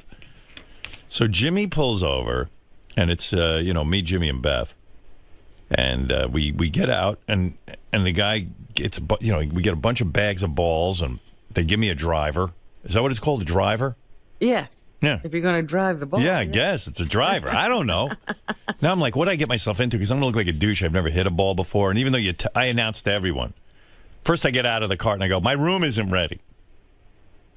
I announced it to anybody I saw that my room wasn't ready. Then I announced, "I've never golfed before." And it's not like me to try anything athletic. You know that. I'm not looking for any new challenges or to humiliate myself. I get humiliated enough in life. But we went down there, and I said, "Jimmy, let me see you do it." And he did, and he took a swing, and he hit the ball. Did he know the stance and everything? He knew the grip? Yeah, but Jimmy wasn't really teaching me anything. You know what I mean? Like, he could have said, "Hey, this is what you do." I go, "Jimmy, how do you even hold the club?" So then I go, "Robin, I whacked this ball over 300 yards. Really? Yeah. Are you kidding to the furthest flag. Jimmy goes, "Wow, that's a pretty good ball." Now, normally... That's Tiger Woods and better. Yeah. What? Scott DePace just hit me on the speaker. He goes, "I'm calling bullshit." Scott, here's the problem. Beth was videotaping it. I got it on video. I got it on my iPhone. Yards? I can't hit a 300 yards. Call Jimmy. I hit it over... So I said, "Well, that's just beginner's luck."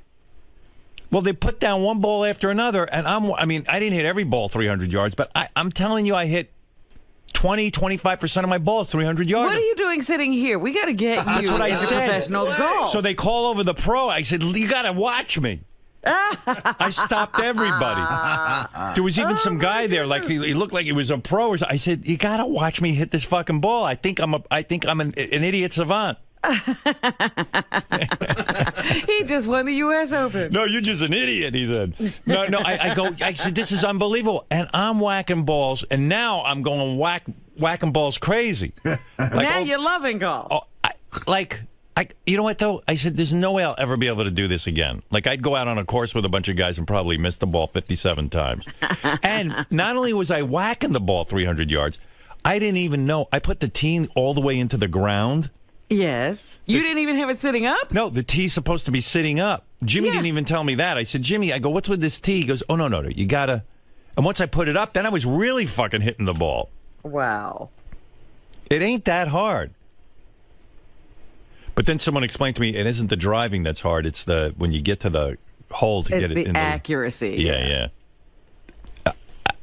Even Jimmy was like, "Shit, I can't hit it that far." And he goes, "Man, your accuracy was like I was right near the hole." Wow. But I wasn't really aiming. I just addressed the ball, go, "Hello, ball," and then I just hit it. So evidently, I'm like the world's greatest golfer. Apparently, Howard, what I'm getting from the office is they want to see the video.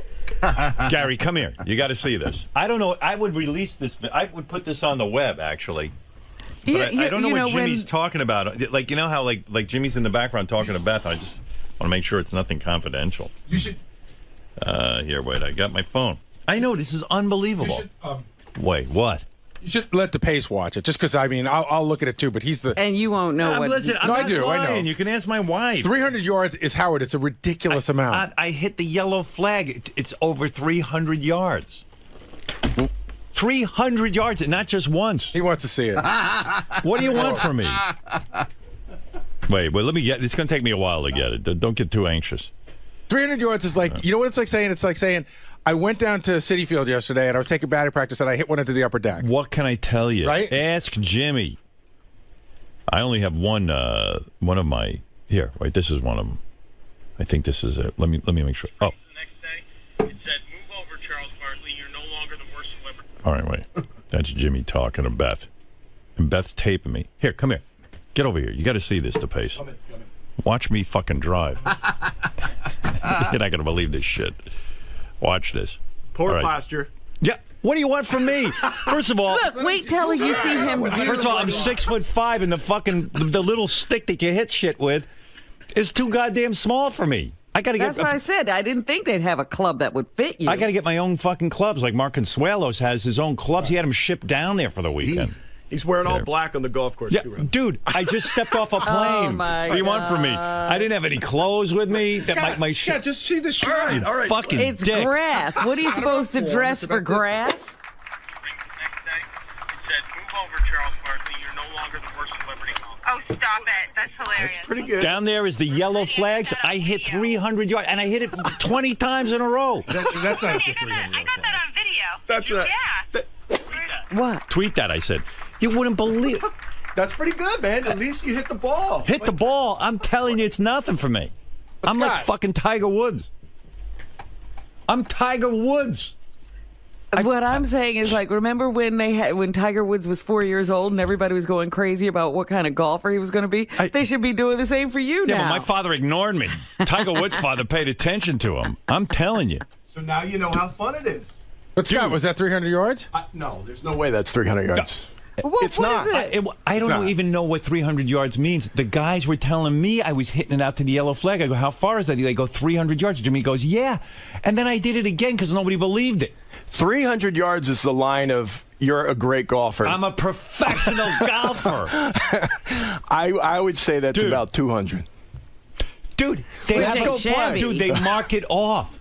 I'm not telling you. I'm not making up the 300 yards. This is what they mark it off. The yellow flag is 300. The purple flag is 200. The shitty flag is like a black flag that's like, whatever. Yeah. I'm telling you. Good job, man. That's all. It's hard to even touch the ball when you're a beginner. That's good stuff. Yeah. That's it. I'm retired now. Come on, let's go play. You know what? I could never do better than that. You don't understand the camaraderie, all the fun. You hang out for 18 holes. But I want to win. Yeah, I do too. So like I'll never be able to do that again. That's got to be beginner's luck, right? I mean, it's got to be. Yeah, probably. Yeah. Or maybe you should actually try to play one game. Suppose you are the world's greatest golfer. I know. What if I am? And the only reason we don't know it is because you would never play a game. It's true. Who knows? I might be the world's greatest pianist too. We just don't know yet. I won't try. Don't you think it'd be fun hanging out with me for 18 holes? Come on. I actually enjoy your company. Let's go do it. Yeah. All right. Have you really ever spent time with him? Yeah, actually, I have. Spent the whole weekend with him. We had a good time. You weren't alone. No, I had other. Are you crazy? I had other people there. I'm gonna be alone with them. Golf might be alone. But anyway, this guy doesn't play. What do you mean? There's no way you hit a golf ball 300 yards? I know I did because everyone was there, and I got it on tape. You hit it off the grass and without a tee? No. I had a tee. I didn't know how to put it. I didn't realize the tee sticks up all the way. Like I had it pushed all the way into the ground. Will you put it on Twitter or something so we can all see it? All right. Oh, yeah. Hey, please. Jason, if I send it to you, can you... I don't even know. But I don't know what Jimmy's talking about in the front of that video. He's just telling a story about Charles Barkley. Charles Barkley, but I don't know. Is that something that he... Charles Barkley is notorious for being a terrible golfer. Right. Charles had a show where he did like a 20-week show to fix his swing on the Golf Channel. Do me a favor, Gary. Just listen to the dialogue before you put this on the web and make sure that Beth and Jimmy aren't Jason saying said he could something. just take the audio out if need be, but I'll listen. Here, I'll forward this to you. Forward all. Include. Baba Booey. Gary Delabate. That's his real name. Yeah, all right. Well, that's because you're in the inner circle. You know his real name. You Yeah, don't have right. to call him Baba Booey. His professional name. Oh, there I am, Robin. There's my. Oh, so Robin can see my swing. Look, whack, 300 yards. Like I said, it's a loss to golf. Robin, you see you won't pursue this. You see all those brown spots on the lawn? Those are all the balls I missed. Is it safe to say you've been waiting for this discussion the entire time you've worked here? I mean, this is such a passion of yours. It's safe to say that I have said what a great job this is, but how much better it would be if Howard were into golf, just playing all the time, all the access we would have. But no, he's never been into it. In fact, he belittles it. Describe what you saw, really, now that you're out of the studio. Was it pretty bad? I saw, poor posture. I saw a guy wearing all black on a golf course and sort of a limp-wristed type, look. He was sort of like this, and then he went up a little stiff, but then he hit the ball real crisp. It was real solid. So he was at least striking the ball well, because a lot of times you top the ball or or I would guess that he would miss it, top it, whatever. Like you do that a lot. Completely. I'm in my own head times a million. So once the beginner's luck and you start actually thinking about what you're doing, that's when the trouble hits. He'd be miserable if we actually went. It would, the first hole he'd miss it, and he'd be like, fuck this. Do you think that day will ever happen? I hope it does. I hope. If there's one thing he could give me, it would be a nice round of golf. That would be a really special day. Thank you, sir. Yes. Hey, by the way, everyone keeps asking me about the Trayvon Martin case, and I was shocked by the verdict, actually. I don't understand the laws down in Florida. My feeling all along was this with this thing. The basis of my questioning was everyone said, not everyone, this guy Zimmerman. And by the way, that's the most startling thing in this case. A Puerto Rican guy's name is Zimmerman. Yeah, Hispanic Zimmerman. Yeah. I go, wait, how'd that happen? Never mind any other questions about who's guilty or innocent. Now someone ended up dead. His name is Zimmerman. And you go, oh, wow, this is a Jewish guy versus a black guy. No. They go, he's a Puerto Rican guy named Zimmerman. That guy. Fucked up world we live in. You can't tell what anybody is anymore. And the point is, it doesn't really matter. If I was a prosecutor, I'd come right out questioning even that. Sir, we need to know, how is your name Zimmerman and you're Puerto Rican? Anyway, maybe that was the argument. My take on this whole thing was, because everyone was asking me, what do you think's going to happen? I said, look, the bottom line is this. This guy Zimmerman claimed that this kid, Trayvon Martin, was suspicious. The question, what was so suspicious about this kid? He was black. I mean, what was he doing? He was walking down the street in a hoodie. And a lot of teenage kids, white and black, wear hoodies. So why was he suspicious? What is suspicious about Trayvon Martin? It was the neighborhood, and Trayvon was black. Right. That's it. End the case. There's no reason for this kid to be suspicious. I don't know. It seems really fucked up. But that isn't the question as far as I'm concerned. The question is, was he supposed to engage with this kid at all? Why was he? The cops told him not to follow him around. The cops told him not to. Yeah. And then the guy walks. I don't get it. I mean, I don't get it. It was weird. Yeah, they got some. I don't know what the jury heard. Right. You didn't sit in the courtroom. But they had, I remember a couple of days listening to testimony from some experts about, what Trayvon was doing at the time of the gunshot. Yeah. That they were tussling somehow. And Trayvon, one expert was indicating that Trayvon had to be attacking Zimmerman when the gun went off. Well, I'm just convinced that, if I was the prosecuting attorney, I wouldn't, you know what I'm convinced of? These juries can't handle facts. They give them too much shit to think about. I just would get up there. I simplify everything. I just go like this. Look, I'm not going to waste your time here. One question. This guy Zimmerman says this kid's suspicious. He wasn't doing anything except walking through a neighborhood. What's so fucking suspicious? That's it. And then I would have said, okay, the prosecution rests. But I'd love to ask this guy Zimmerman. Why he did you take the stand? No, of course not. Why do you think this kid was so suspicious? What did he do? But it's not illegal to think someone's a suspicious person, Howard. It should be. I don't know, man. It's weird. So, but look, I wasn't on the jury, but anything I saw was. That's the problem why I can't sit on a jury, because I already make up my mind within 3 minutes. No one can change my mind. You don't have to hear the No, I never have to. Testimony unnecessary. Let's get out of here. It's when Howard Stern's staff asks him the questions they've always wanted answered. It's time to Ask Howard with Rachel Fine. All right, Howard, you ready? Am I ready? Yes. This is a new feature we're doing. This is called Ask Howard. This whole feature came out of the fact that I don't want to blog. I said to Jason, I'm going to blog on our website, howardstern.com. And whenever I sit down, I go, I don't have time for this. So Jason goes, we'll ask you questions. And then Doug Goodstein said, well, why not put them on Howard TV? And so thus Ask Howard. That's how this all evolved. Well, I'm excited. But I'm ready for Ask Howard. All right. Question from Howard 100 News reporter John Lieberman. If you could interview one person, dead or alive, whom you've never interviewed before, who would you choose and why? Well, I've said this before. To me, with interviewing, I like interviewing anyone that interests me.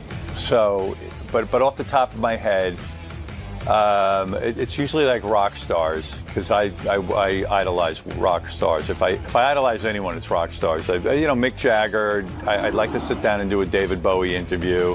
I don't know how interesting they'd be. Like Steven Tyler's so good because he's so open. But I think I could open those guys up and get something interesting out of them anyway. So maybe those guys. Question from J.D. Harmeyer. He asks, what's the most surreal moment or moments you've experienced as a celebrity? In terms of a surreal moment, I guess it would have to do with either me being in the room with somebody I worshipped as a kid. Like, it was surreal for me. The very first interview I think I ever did on radio of a celebrity was Soupy Sales. And I know for fans of the show that sounds weird, because I was not nice to Soupy when we worked at NBC together. And that is one of my biggest regrets. I acted like a jealous asshole, and I should have been more supportive. And I did apologize to him later on, but it wasn't enough. And I do feel bad about that, because Soupy was my hero growing up. I loved his show. I loved the characters popping in. I was a little boy, and I worshipped Soupy. And he was the first guy to ever come on my show when I was in Washington, D.C., and do a celebrity interview kind of thing. I had interviewed a couple of rock stars like Billy Squier and stuff in Detroit, but I remember Soupy as being a regret. And so it was surreal the first time I was there with him. I couldn't imagine that this guy was talking to me. Another surreal moment was palling around with Don Rickles at Jimmy Kimmel's house. Like, that was weird. And then I got to go to a dinner party with Don Rickles in the same weekend. And we were hanging out. And Don Rickles was like God to me. Don Rickles was more important to me in terms of the education I received about going on talk shows, I watched talk shows like those people were my friends. I didn't have any friends, so I'd watch them. And I'd watch Mike Douglas or Merv Griffin and see Don Rickles or Jackie Leonard. These are names like some people won't even know, like Toady Fields. Like, they were great talk show guests. And those are the people I remember. So palling around with Don Rickles and him, saying my name, Howard, was very unusual for me. And maybe the final answer would be making a movie of my life.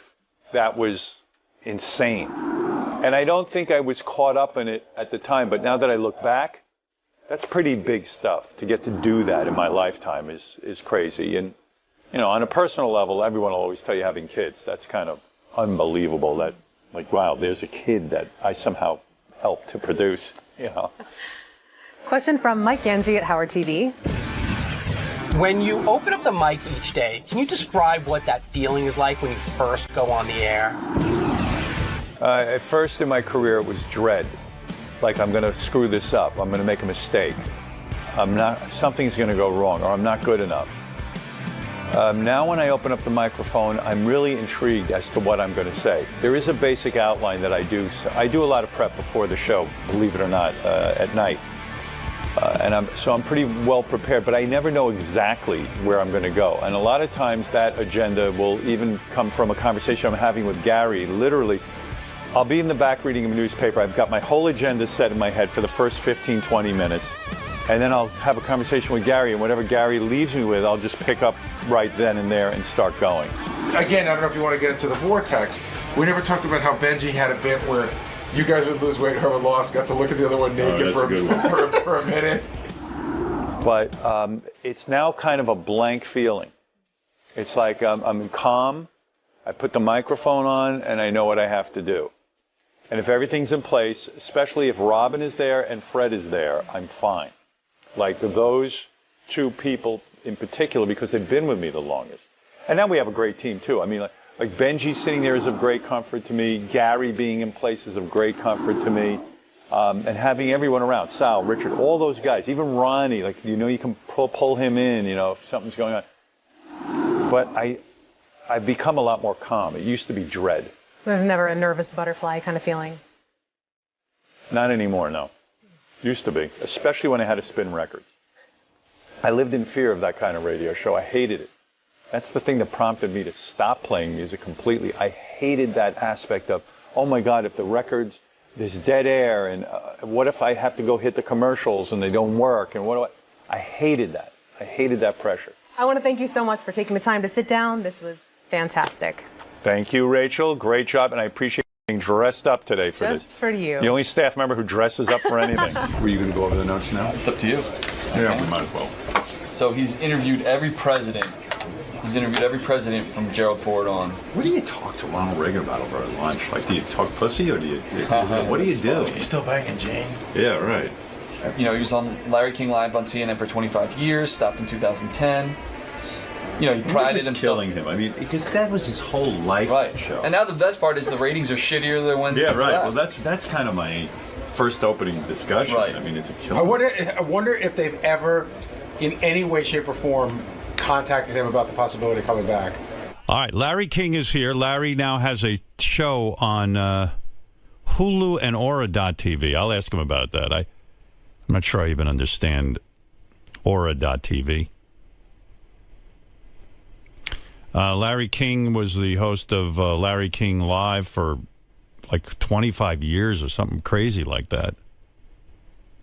And he was on radio for even longer, right? Larry King. Wow. Hi, Larry. Never saw him out of a studio before. I know. Hey, Larry, I said to Robin, how long did you host Larry King Live for? 25 years? 26. It turned out to be, it was supposed to be 25, but then when we parted ways, they told me to stay an extra year, so I stayed 26. 26-year run. The longest, what is it? I got the Guinness thing. It's the longest running show hosted by one person at the same time on the same network. Did you, you started out, they were paying you $200,000 a year. By the time you finished, you signed a $35 million contract for 4 years. 4 years. Did you ever think that it was going to like work into that? Because when CNN started, and you first started there, there wasn't that much happening. The story is, I started on their 5th anniversary. They went on June 1st, 1980, and I joined them June 1st, 1985. And I was doing my radio gig like you were in Washington. Yeah. And I had a real nice gig. I was doing my all-night radio show. Was all over the country. I had the first national network radio show, and I was very happy. I had a local television show on Channel 7. Did you do both at first? Did you? I always did both. You always did both? Yeah, always did both. So, and then Ted Turner calls me up. Dan, I love working there. Nobody liked Ted. And he calls me up like on a Tuesday, and he says, Sandy Freeman's doing a show here. from 9 to 10 at night. Her husband's breaking my back. He wants a raise, and he's our manager. And I'm going to shove it to him. You want to do the show? You want to take over 9 o'clock? He called you himself. Yeah, and you want to do the show next Monday? He had done my show a few times, so he knew my work. So I said, well, I don't know. I go to ball games. I got a local television show. I'm not married. It was Oddity Week. Right. you were between marriages. I'm not married. Right. I want to have a life. And CNN wasn't in Washington. You couldn't see him in Washington. Right. So I said, I don't know. So I said, all right, my agent, Bob Wolf, the late Bob Wolf, great guy. You had that agent for how long? Till he passed away. He passed away in 1993, I think. When your agent dies and you've had that guy, the same guy, the whole career, do you trust anybody to be your agent after something like that? You have to trust. Right. And I had some recommendations, but I had some nice people replace him. I stayed with his agency for a while. He had a big agency. And then I moved on to ICM. But anyway, so Bob comes back to me and says, listen, you're making $200,000 on the radio. Right. You're making, I think, $85,000 doing one television show a week. That's $285,000. You're single. Go have a good time. Do you want to do this? They're offering you $200,000, so you're going to double your pay. Right. But you'll miss your hockey games, your baseball games, because you got to be there at 9 o'clock. So he said, I worked a deal with Turner. They'll give you a 3-year deal, but the option is yours. At the end of the first year, you can get out. Wow. If you're unhappy. So give it a year. Right. Well, I tell you something, Howard, God's honest truth. I went on the first night. Mario Cuomo was the guest. I knew in 5 minutes. You loved it. I loved this shit. It was just there for me. And then you gave up the radio show. I gave up eventually. I did. Right. I gave up the local TV show. And what was your life like doing? What were your hours when you did overnights? Was it midnight? Midnight to 5:30. Was that did that wreak havoc on your life? Well, I was single. No, it didn't. I'll tell you why. The show was so fun to do. I would go in. We'd have great guests. People would come there midnight to 3 in the morning. And then they'd leave, and then from 3 to 5:30, you take phone calls. Open phone America on anything. So one guy could call about his girlfriend, another guy could call about the President of the United States, the next guy could call about the Boston Red Sox. And wasn't it liberating because, fortunately, there wasn't like a lot of ratings information in terms of overnight, so you didn't have to sit there and kowtow to like the program but director. We started with 28 stations, and when I ended it in 97, after I was just making too much on CNN, I didn't have to do both. I moved to California. You know, it was hard to. Yeah. We were on Mutual Radio Network. Yeah, almost 600 stations. Wow. Became Westwood One. That's amazing, isn't it? It was such fun. You know, of all the things I do, and I do print. I wrote for USA Today. I've written 16 books. I write for USA. I wrote for USA Today for 20 years. The television show was an enormous success. Radio was the favorite. It was? More so than that CNN show? Yeah. Personal to do? Yeah. Because one, it was the most personal, and two, I could explore all my talents. I couldn't be funny on CNN. I could be if I had a comic and I'd work off the comic. But basically, it was kind of mostly a serious show. On radio, you could have some fun. You could do anything you want. Right. And people, and I always loved, I know you were the same way. I love your movie. Why is your movie not on HBO? It was it pops up everywhere. It comes from time to time. Yeah, they should bring it back. Yeah, they do. It's on all the time. That was a terrific film. It was a fun. And you know what I liked about it? I when I did it, I made it very clear I had to make it representative of real radio stations that I'd actually worked at. Anybody in radio knew it. Yeah, I mean, I wanted it real. There had been so many bad radio movies, like FM and stuff, where guys aren't even wearing headphones and stuff. Ivan Reitman loved working with you, and Ivan's a good friend of mine. He directed me in Ghostbusters, the first movie I was in. Ivan's a great director. He was so brilliant that he would sit in a screening and go, oh, no, you have to take a different take here where you pick your head up and it's funny. Oh, yeah. He knew what was funny. He knew what was funny. Yeah. The only thing, when we were making Ghostbusters, I was the first thing shot in Ghostbusters. Still, I think, in the top 3 of comedy movies, gross. Fantastic movie. But so I was the first thing shot in New York. It's a funny story. I'd never been in a movie. I'm doing my show in Washington, my radio show. It wasn't on CNN yet. And they did it at 1440 Broadway, old WOR studio. They had to run the wires all the way up to the 22nd floor. And I'm downstairs and sitting with Ivan. Right. And he says, I have no idea how this movie's going to do. I said, why? He says, Belushi died. Right. And Bill Murray has taken the role. but he's only taken on the grounds that he does Belushi's lines. He will not change a line. Wow. So every line Murray did in Ghostbusters 1 was written for Belushi. Wow. That was his tribute to Belushi. Right. So then he says to me, another thing I don't know, I've never done a gimmick movie, and there's ghosts in this movie running around, but I don't know what they look like.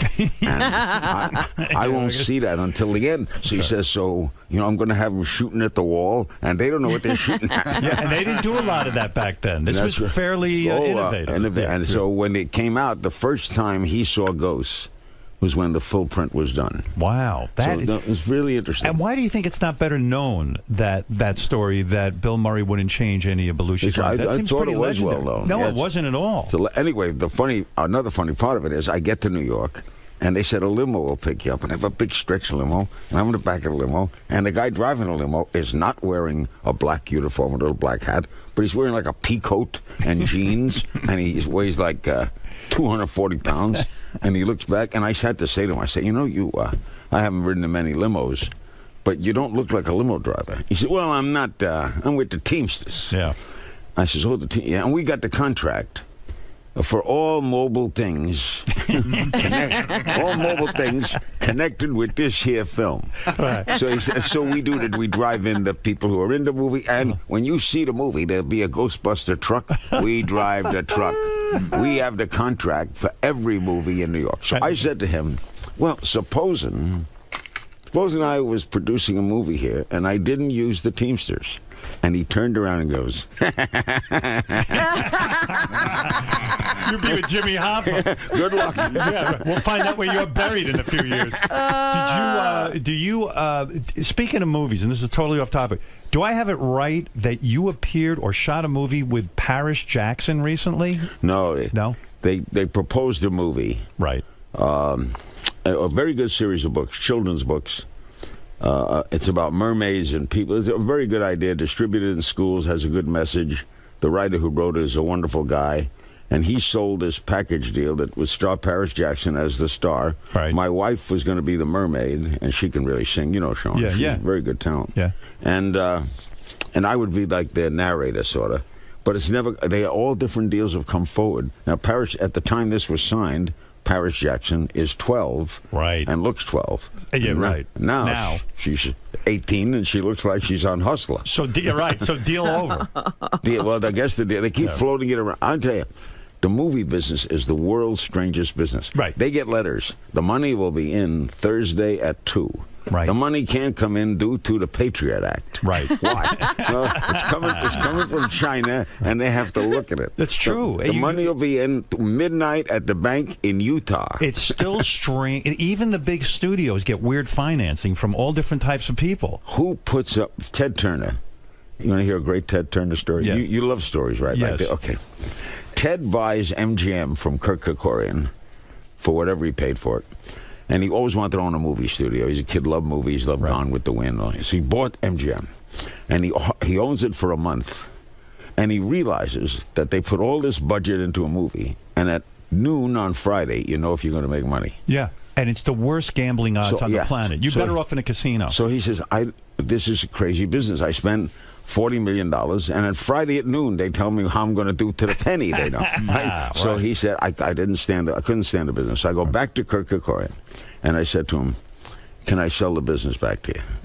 I'm going to take it at a loss. Kirk made money. Right. Okay, so he buys it back at a loss. As Ted is walking out the door, now Kirk is a great guy, Kirk Kerkorian. He owns hotels, he owns Vegas. Very successful guy. Very, and a great guy. He turns around, Ted, and he said, oh, by the way, Kirk, could I keep the movies, the old movies?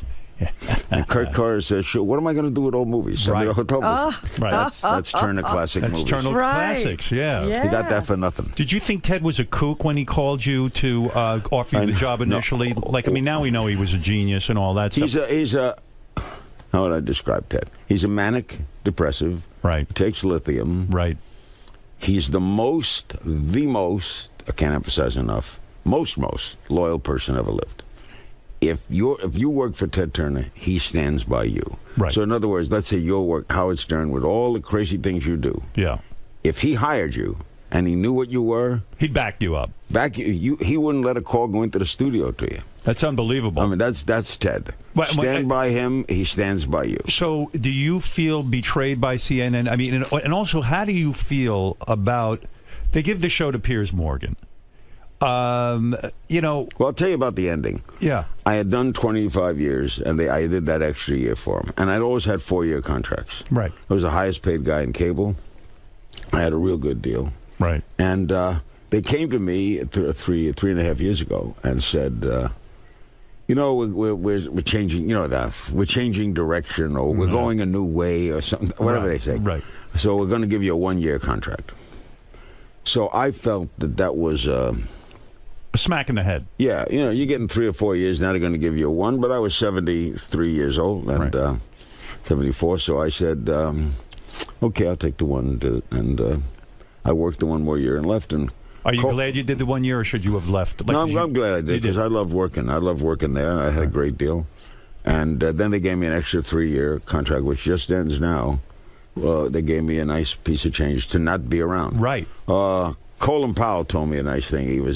I was driving to Atlantic City, and I was driving, not to Atlantic City, driving to Vegas, and my wife was going to meet me there. She was coming down from a home in Utah, and Colin called, because I had announced it on the air the night before. And he says, you know something, this might apply to anybody. When the train gets to the last stop, get off. Yeah, but here's my point.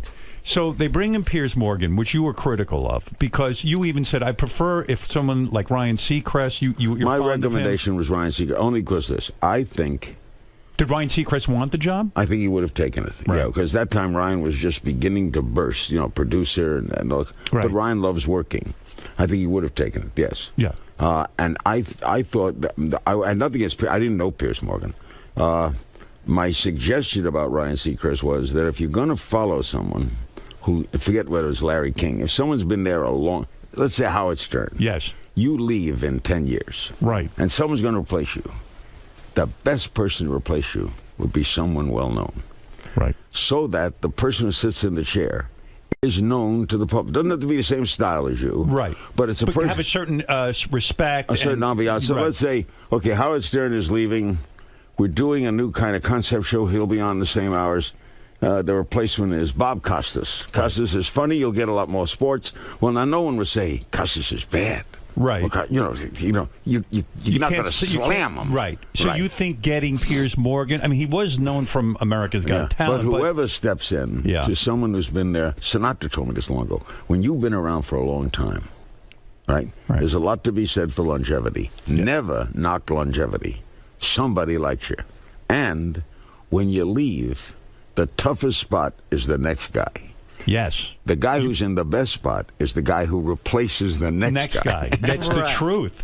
And do you think Piers should have embraced you or come and met with you and He came, he made a statement that's like following Sinatra. Right. The only rub, I didn't even have a rub, I don't dislike Piers. I've been on his show a couple of times. He's a nice guy. I don't do the show the way he does. Do you check the ratings? Because the truth be told, your ratings were way higher than Piers. I don't check them. I'm told that. Right.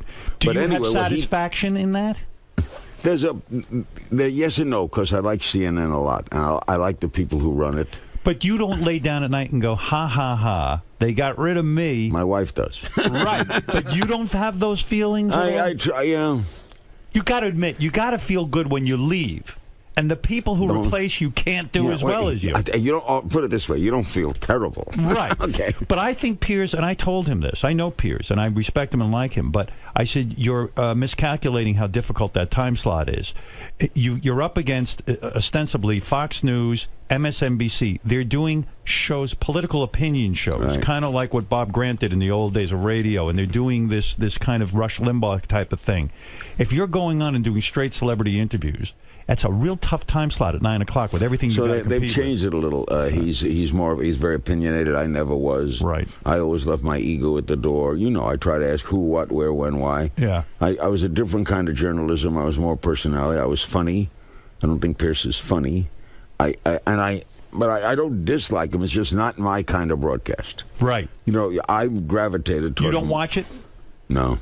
You never will. I'll turn around. If I read a guest is on that I'm interested in, the guest. And then when he got into this gun thing, yeah, and then he was doing guns every night. Right. It might have been getting good numbers, but I don't like programming that is guns every night and guns every night and guns every night. So you don't But I have listen. nothing personally against him. In other words, I don't wish him to fail. No, I don't go around like that, Howard. Maybe you do. I think I used to more in the old days. I was seething with anger and really. I remember when I knew you back in we were both in Washington. Right? Yeah. And you had an ability to hate. Yes. No. Yes. Some guys can dislike. Right. Some guys can have anger. No, I have real anger. Hate. Vicious hate. And people you hated. Let's take Imus. Right. You hated Imus. Yeah. There was no, say it. Yes. I hated Imus. I still do. I haven't lost that. Now, look at all your success. Right. Yet you still have that little burning. I don't have that because I didn't know Pierce. You ever been in therapy, psychiatry? Short period of time long ago when I was only in my 20s and I was having difficulty still dealing with the death of my father. Your father died when you were 9? 9.5. 9.5 years old. You never get over that.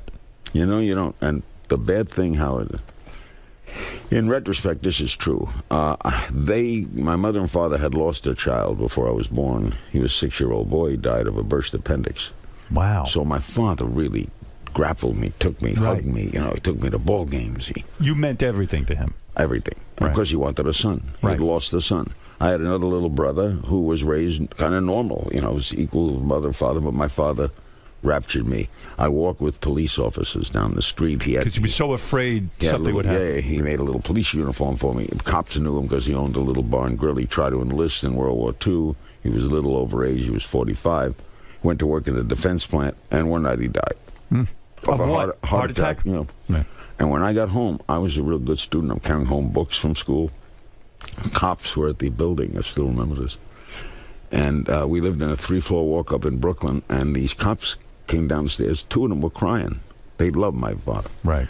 And this one cop picked me up and put me in a squad car and drove me around. He told me my father died. Wow. And I took it as leaving me. Right. I didn't understand death. No. To a 9-year-old, my dad left me. My dad left me. Right. Why did he leave me? I didn't go to the funeral. I didn't cry. What do you mean you didn't go to the funeral? Your mother didn't force you to go to the funeral? She didn't. You said you didn't want to go, and they just let that be. I just do not want to go. What are you going to do? Drag me in a car? I won't go in a car. Wow. My brother went, and the family went. It's pretty evolved of your mother not to drag you there anyway. Yeah, and my mother raised me and my brother, and then her mother died 3 weeks later. It was a tough time for her. She never remarried. We were on relief for 2 years. You ever been poor? Well, we weren't a wealthy family, no, but never on welfare. I was on welfare. 2 years. We call it relief. Yeah, I read a story about you that to this day you will never wear wire-rimmed glasses because they used to give you free wire-rimmed glasses. No, my first pair of glasses was bought by the city of New York. And that shamed you, right? New York is still the most generous city in the world. Absolutely. New York, you don't need national welfare programs. New York will take care of you. That's right. If you're listening to this radio show now, and you're down and out, you don't have to beg on the corner. You can go somewhere. They call it relief. That's true. And so New York City paid a 75% of the rent. Wow. And gave us a living allowance. And when you had need, like my eyes were going bad. So why? And they bought my first pair of glasses. Why do you think you don't have the same anger I have? I mean, the anger is you felt left by your father. You have real father hunger. You wanted that attention from a man. And it's made me a good father. It has, because because in other words, you recognize how badly you want a father, and you do that for your kids. Correct. Is it how old are you now? 79. How are you managing 10-year-olds? Aren't you fucking exhausted? They're 14 and 13 now. Oh, that's right. Okay. They keep me young. Do they? Oh yeah. Oh, how much involvement do you have? I mean, are you really? Well, for example, I'm here in New York doing interviews for my Hulu show. Yeah. What Hulu's the network that? The network is Aura. Right. The story is, I'll give you a quick story, and I'll tell you about the kids. Carlos Slim, the richest man in the world. He's a Mexican guy who $76 billion, and he made $76 billion because what? He owns cable and telecom systems. He also owns Saks Fifth Avenue for a while. He owns 20% of the New York Times. He owns a lot of real estate. He's a wonderful guy. He's got 6 children, 3 boys, 3 girls. They're all grown. They all help each other. It's a wonderful family. I've been to Mexico City. Anyway, he invited me down to Mexico City to speak to his. He gives out scholarships every year, and I went down, did my shtick. I always talk funny. I have a lot of laughs. And then he drove me around in his car, and then he came to the United States. He went on my CNN show. We had dinner at the house. We had a great dinner. Right. I did it with Barry Bonds, Ernie Banks, the mayor, Sidney Poitier. You love that. Yeah. Oh, Ryan Seacrest had signed a $20 million deal that morning, and he had a funny line. Now he's with Carlos Slim, and at 8 o'clock that night he says, for 7-8 hours I thought I was rich. Carlos Slim ruined it for him. Ruined it. So anyway, yeah. he said, you got to do something. You can't retire. You got to do something. Right. And my wife Shawn came up with the idea, well, why not the internet? It's the next big thing. Why don't we do a show, have a little network on the internet, we'll do a Larry show, and we'll add other shows. And so Larry King Now started, and we hired John Houseman away from Murdoch at Fox, and he came over to run Aura TV. So how do I get that Aura TV? You get Apple TV hooked into your set, and you go to Hulu. And then you're on with the Larry King Show. Larry King Now, it's called. Every day. An hour a night? A half hour. And it's on in perpetuity. That is, you can watch every show we've ever done. Right. Do you like doing that, or do you miss the action of being on CNN? I mean, I miss the action when there's a big story. Right. I love doing this. I love doing, today we're doing Dwight Gooden, we're doing Rudy Giuliani, and former Senator Lieberman. You know what you got to ask Dwight Gooden about? I think I once read a story, something that when he was in prison, he was going to go to the shower, and everyone said to him, stay out of the shower today. Today's a real bad day to take a shower. And he's like, what the hell? The pipes must have burst. What are they doing? He didn't realize they were going in to rape a guy. And they were warning him, don't go in there because we're going to get you too. It must be in the book. Those prison stories are absolutely insane. You want to hear a great prison joke? Okay. Okay. All right. You led me right into this. All right, let's do it. This guy's about to go to prison. Okay. And he's scared, He's saying to a friend, gee, I gotta go to prison, income tax. I'm very scared. He says, see that guy over there? Go over and talk to him. He just got out of San Quentin. Right. It might help. So he goes over. He says, you just got out of San Quentin? He says, yeah. I'm really scared. Can you help me? He says, oh, don't be scared. It's not all it's cracked up to be. He goes, you like good food? Yeah. Monday is Chef's Day at San Quentin. The top chefs from California come cook for the inmates and teach you recipes. You're going to love Monday. Tuesday, you like movies? Tuesday is movie day, the best. Bring you all new movies. Directors come. They tell you how they made the movie. You're going to love Tuesday. Wednesday, you like exercise? Oh, they bring in all the major exercise equipment, and fitness people come and teach you fitness. You're going to love Wednesday. Now, Thursday, are you gay? No? You're not going to like Thursday. Thursday's a tough day. So you've got the kids now. Well, be my wife honest and I, with me. yeah. You have help, right? You're not sitting at home with kids. We have a kind of a coach and a nanny, but I go to all their games. A coach lives with you? What are you talking about, a coach and a nanny? No. I have a nanny who's a lady who helps take care of them. There's a maid and a lady. We live in Beverly Hills. Right. So in other words, you're not sitting there watching kids all day. No. However, in all activities, for example, I take them to school every morning. Wow. My wife and I go to PTA meetings. We meet with the teachers. The 14-year-old is going to Notre Dame High School, very good school, emphasizing baseball. He's a very good baseball player. They're playing already. Is that important to you? Yeah. It so is. When I love baseball. I love baseball, and I love that he's good at it. Right. And he wants to play it. Right. So when I get back, he's not in school yet. They're playing with the Notre Dame freshmen. But aren't you out of control? I read that you went to a game. Don't ask. And you got into a fight. You're one Not of those fathers. Yeah, but you started yelling with one of the... I'll tell you what he did to me this ump. Okay, go ahead. All right, let's hear this. It's the sixth inning. Because, they tell every parent, calm down. Right. I'll tell you what they do in Beverly Hills. Okay. The kid slid into second. My son was a shortstop. He had second tag, and the umpire says safe, right? Okay. So I'm in the stands. I go, safe? How did you call safe? The whole world knew he was out. And he looked over at me, and all he said was, keep quiet, Mr. King. Keep quiet, umpire. I says, keep quiet? Keep quiet? I'm from Brooklyn. I'm passionate. That kid was safe. And then I did the stupidest thing. You are a moron. Oh, my And he God. said, I'm a moron, you're out of here. and he threw me out of the stands. Were you ashamed of yourself, or I had to walk all the way out to left field, out of the stadium, and sit in the car. Yeah. And my wife, the big backer of me, says, "Go, you deserve this." I go out through the field into the car and sat in the car, and friends called me and told me about the game. Yeah. I got thrown Was out. your child embarrassed? Yes, oh yeah. They yell at you? Every game I go to, both kids say to me, "Dad, stop it. Calm the fuck down. Sit quiet. Yeah. Sit quiet." They don't even like if I say, like, they have a lot of privilege they have is they know all the ball players. Right. I take them season tickets, so they go to Dodger games. Sometimes they go on the road with the Dodgers. They meet the players. Right. And my son Chance, especially, the 14-year-old, will say, "Don't tell him I'm a good player. Right. Don't say." Don't brag. Keep Another your thing mouth that drives me crazy. You might know about this, Howard. How old? Well, your girls are grown now. shut. Yeah, they're older. These 14 and 13-year-olds do not talk. They text. They text. Yeah, all- yeah, my kids too. I mean, it drives me crazy. They only text me. Chance had a girlfriend for 7 months. And I saw she was a very pretty girl. I said, "Do you talk a lot?" "Oh, they broke up." But he said, "We talk every day. 10, 12, 13 times a day." "Wow, must be a lot." Picking up the phone. "No, we don't talk." Right. It's weird. Text. They broke up texting. Meanwhile, So he didn't know her. He didn't know nothing about her. You're not even sure they were in the same room every I day. don't text. Right. I'll show you a phenomenal thing about me. You don't text? I'm on the internet. Right. I'm paving the way. Do you have a On the phone? Yes, I do, but... Oh, you have old school. A flip phone. Oh, my God. Now, here's Oh my the- God, that's a big one. I'll tell you, I was in the Apple store. My wife was in the Apple store. You know what I noticed about the Apple store? There's a lot of people in there. Yeah. It's always Yeah. jammed. Right. Meaning something's wrong. Something's Why are going they wrong. hanging out so much? And one guy came over to me and said, "Where did you get that phone?" They were jealous of your phone. Jealous of my... I love that Well, phone. why won't you get an iPhone? Why won't you get... Because I'll tell you why. Yeah. Because I think it's a freaking disease. I watch. You sound like my mother. I watch people with iPhones. I go to dinner with 3 friends. Right. We go They're to all dinner.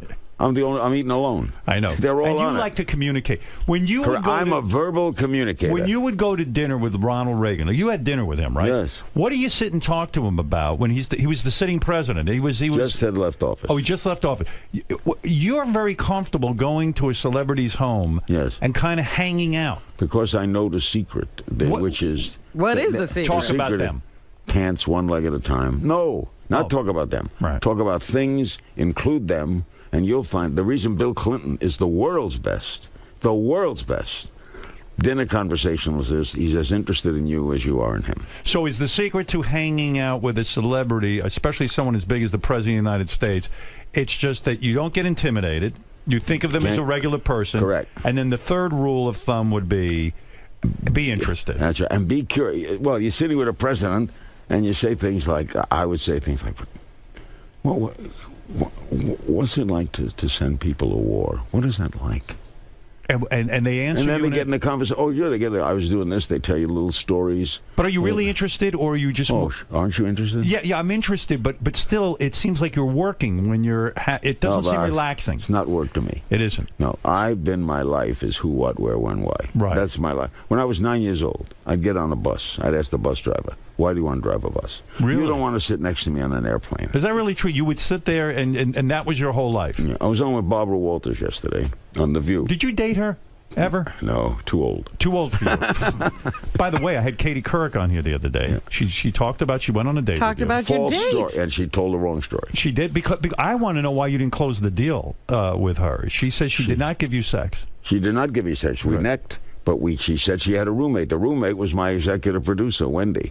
Wendy, then covering for her, denies this. I know what happened. I know what happened. We went out on a... Nothing went wrong. We went on a date. I thought something was going to happen. We get up to a door, and she says, "I have a roommate." That's the last I saw. So where was I? What was the story I was going to tell you? And you gave up on Katie Couric? That was it? Yes, I did. Hey, come and go. That's it. Is that the style? I don't chase. You don't? You're like a salesman. It's numbers, right?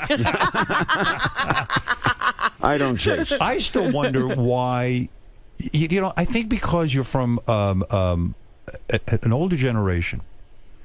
You were always the type of guy you'd get married rather than live with someone, or rather than sleep live with someone. You felt living with someone was sort of wrong. I never spent the night at a girl's house. I always had to go home. Why? Because you felt it was disrespectful? I was raised in a culture. No one I knew got divorced. Right. Jews in Brooklyn, no one got divorced. Never. Now I moved down to Miami where everyone got divorced. Yeah. And I realized something. It was true to be that what I liked at 30 is not what I liked at 40. Right. And I'm always amazed at people who are married 50, 60 years of all the compromise they had to make. Right. Now, it took a while. I met Sean, and that's been now 17 years. That's my longest. And that lasted because younger children came along. I was a better father with these children. You were more mature. And I was more successful. Right. You know, life bettered in. I have a nice home in Beverly Hills. Life's been good to me, and I've been successsul. And but when we were in a period in your life where you were getting hammered in the tabloids and all that stuff, was that driving you nuts? I mean, it's hard to stay married. It didn't. It didn't. No, it's hard to stay married, but we worked that out. But I discovered something about. How do you work that out? Because I discovered about the tabloids. Yeah, they are meaningless the day after, unless they get on a case. If they get like John Edwards. They got on his case, and they had him dead to rights. Yeah, but you look at Anthony Weiner. Now, here's a guy you think he was ruined. Texting with the penis, the whole thing.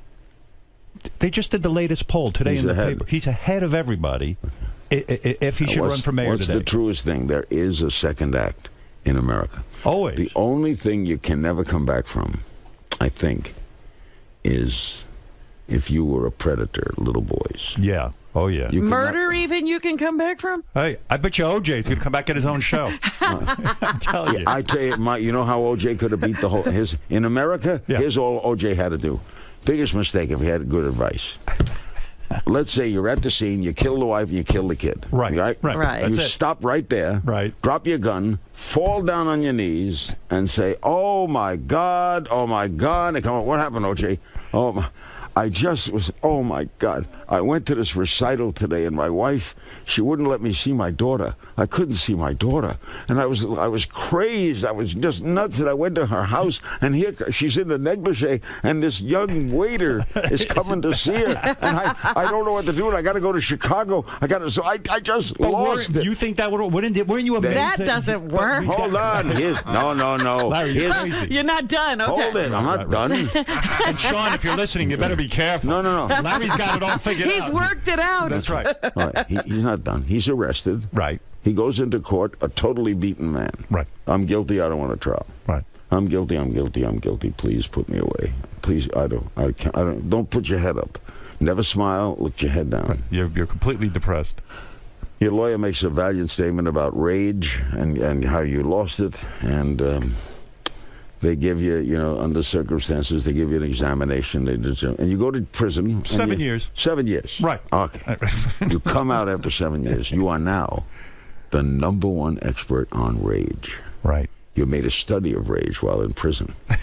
Guaranteed you have the O.J. Simpson Rage Hour. That's right. You deal with people, you help them with rage. Because you're claiming there's always a second act. You're as big as ever. And you replace But Larry King OJ didn't even go to jail for this, Larry. Well, who would have predicted He did beat it. But who would have predicted it? Were you shocked when OJ beat it? I mean, you were on the air for that. I was on the air. That's how I moved to L.A. You kind of did the play-by-play of the chase, too. I was on the air in Washington. Right.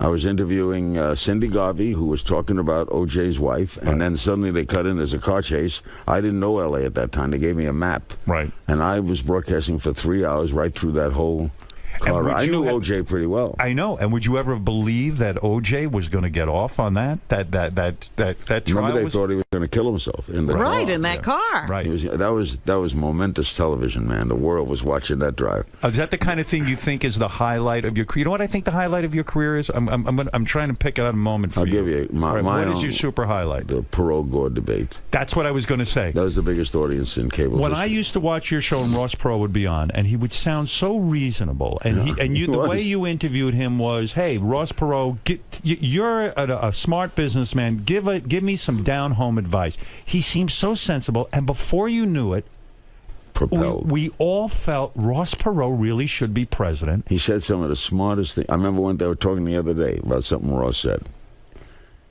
He said, segregation, treatment of blacks less than whites, is economically idiotic. So forget the moral aspect. Put that aside. Right. You're in the South. You build buildings, school buildings, office buildings. You got to build 2 bathrooms.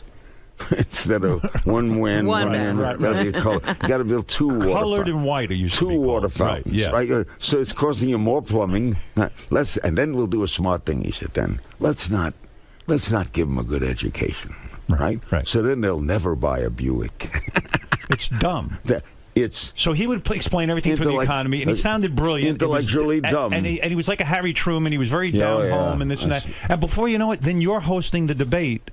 Yeah, and I am hosting a debate over NAFTA, and then I hosted the best debate. The wildest was when Bush debated McCain. They hated each other. Yeah. They hated each other. So I agree with you. That is the highlight of your career, the Ross Perot And candidacy. then the second would be 9/11. Right. And going down there and broadcasting 73 straight days. You were here in 9/11, Yes. right? Yeah, I was on the air. Right. And I came there. We were on for 73 straight nights. I went down to Ground Zero 2 weeks later. Fire commission. I went to the Burn Center. I always would think, I thought about you in this regard. Yeah. What does a broadcaster who depends so much on humor do with that? You and wanna I know would something? imagine you became a professional broadcaster. Yeah, people... there were no jokes, were there? No jokes. I was on the air. There wasn't anything funny about that. No, and in fact, David Letterman called me. He said, "I want to hear your broadcast," because I stayed on the air for like 9 hours or some crazy amount of time. And everyone said, "Well, you better get out of there." I go, "Where am I going to go? I'm not going to go somewhere." Some of my staff decided to leave. Some people stayed, but we stayed on the air. And no, now we became a conduit for people who were in their cars, essentially, to hear what was going on with 9/11. And I think we did a very reasonable broadcast. All of my fans were calling in with eyewitness accounts of what was going on, and it was tough radio. It really it was just awful. As it was hitting me, as this thing was going on, I was like, "Oh my God, this is really happening." That's when you're a professional, because you're down and you're depressed. You're it's in your, shock. It's your city. You're in shock, but you got to be a pro. The mic's on. Yeah. You can't do, oh my God. Yeah, right. You can't get too freaked out. What did so getting back to Ross Perot for a second, did you vote for Ross Perot? I did. You did. Because did you say to yourself in a self-serving kind of way, if Ross Perot gets into office, I mean, I'm the guy who got him into office. I'm probably the second most powerful man in the world. Was it that you were just so blown up? I like Clinton. Right. And I certainly like Bush the First, who's one of the great guys in the world, Bush 41. Right. And you had to like Clinton. You can't dislike Clinton. I think he was one of the best presidents we've ever had. I think he should still be the president. You're not kidding. I was attached at the hip to Perot, though. Right. We were like buddies, and I got to like him so much as a person, and I knew things about him that the public didn't know, like his. If you were a veteran, he hired you. Right. If you served in the armed forces, he was a real American. Right. And he was a little ahead of his time in areas, but then he lost it. Why did he screw up? He got crazy, right? Yeah, he lost it. He had bad advice, and he never should have listened to it. He started opening his mouth in areas probably he didn't know too much about. He would talk to NAACP, and he used the term which they regret, is you people. Yeah. Oh. You people can do better if you people. Yeah. No one likes to be you people. No. Picture a bunch of Jews standing around being told you people. Yeah, well, go fuck you. We're not voting for you. That's the end of that. How do you like having a show where you could say that word? I love it, and I'll tell you why. That word, that's interesting. Yeah. I say the word off the air, right, of course. Right. Everyone says the word. As Lenny Bruce, who was my dear friend, used to say to me, it's the best word ever. When Lenny Bruce, when you were broadcasting in Miami, you knew Lenny Bruce. Very well. Your career was similar. You got fired from almost every radio job, right? One big one I got fired from. Why did you get fired? The station went all black. It became urban. So it wasn't anything you couldn't fit in? No. You couldn't be on an all black... Hello there. But Lenny Bruce... Lenny taught me... Lenny is a precursor to you. Right. But Lenny was a genius, a true genius. He had an IQ of like 182. Wow. He was a heavy risk taker, and he loved it. Did you know he was an addict? I know. Well, you know how he became an addict. He was really sad. Lenny had a virus, a terrible virus, and it was very painful. And they moved him to Mount Sinai Hospital in Miami Beach, and they gave him morphine. And he liked it. He got hooked on morphine. And then heroin and all the rest. And he liked it. And no one could approach, like, you were a close friend of his. Yeah. And you couldn't go to him and say, hey, man, they didn't do anything like an intervention back then. You probably didn't even know he was on it. Yeah, I was going to say, did anybody really understand addiction? Well, no, then? and then at the end, his act got all talking about his legal cases. Right. But I tell you how Lenny thought. You would have appreciated this. I'm doing a show in Pumpernickel's Restaurant in Miami Beach. I was 23 years old. And Don Rickles was the guest. And Don and I go back a long way. And in comes Lenny. You were 23 and you're doing a show with Don Rickles. Yeah. And Don was... was he known at that point? Local clubs. Okay. He was known in Miami. Yeah. And in walks Lenny. This was an audience in the morning. In a prison uniform. And I said to him, where'd you get the prison uniform? I got a friend in Rayford, the state prison. He smuggled me out a prison uniform. I like to wear it.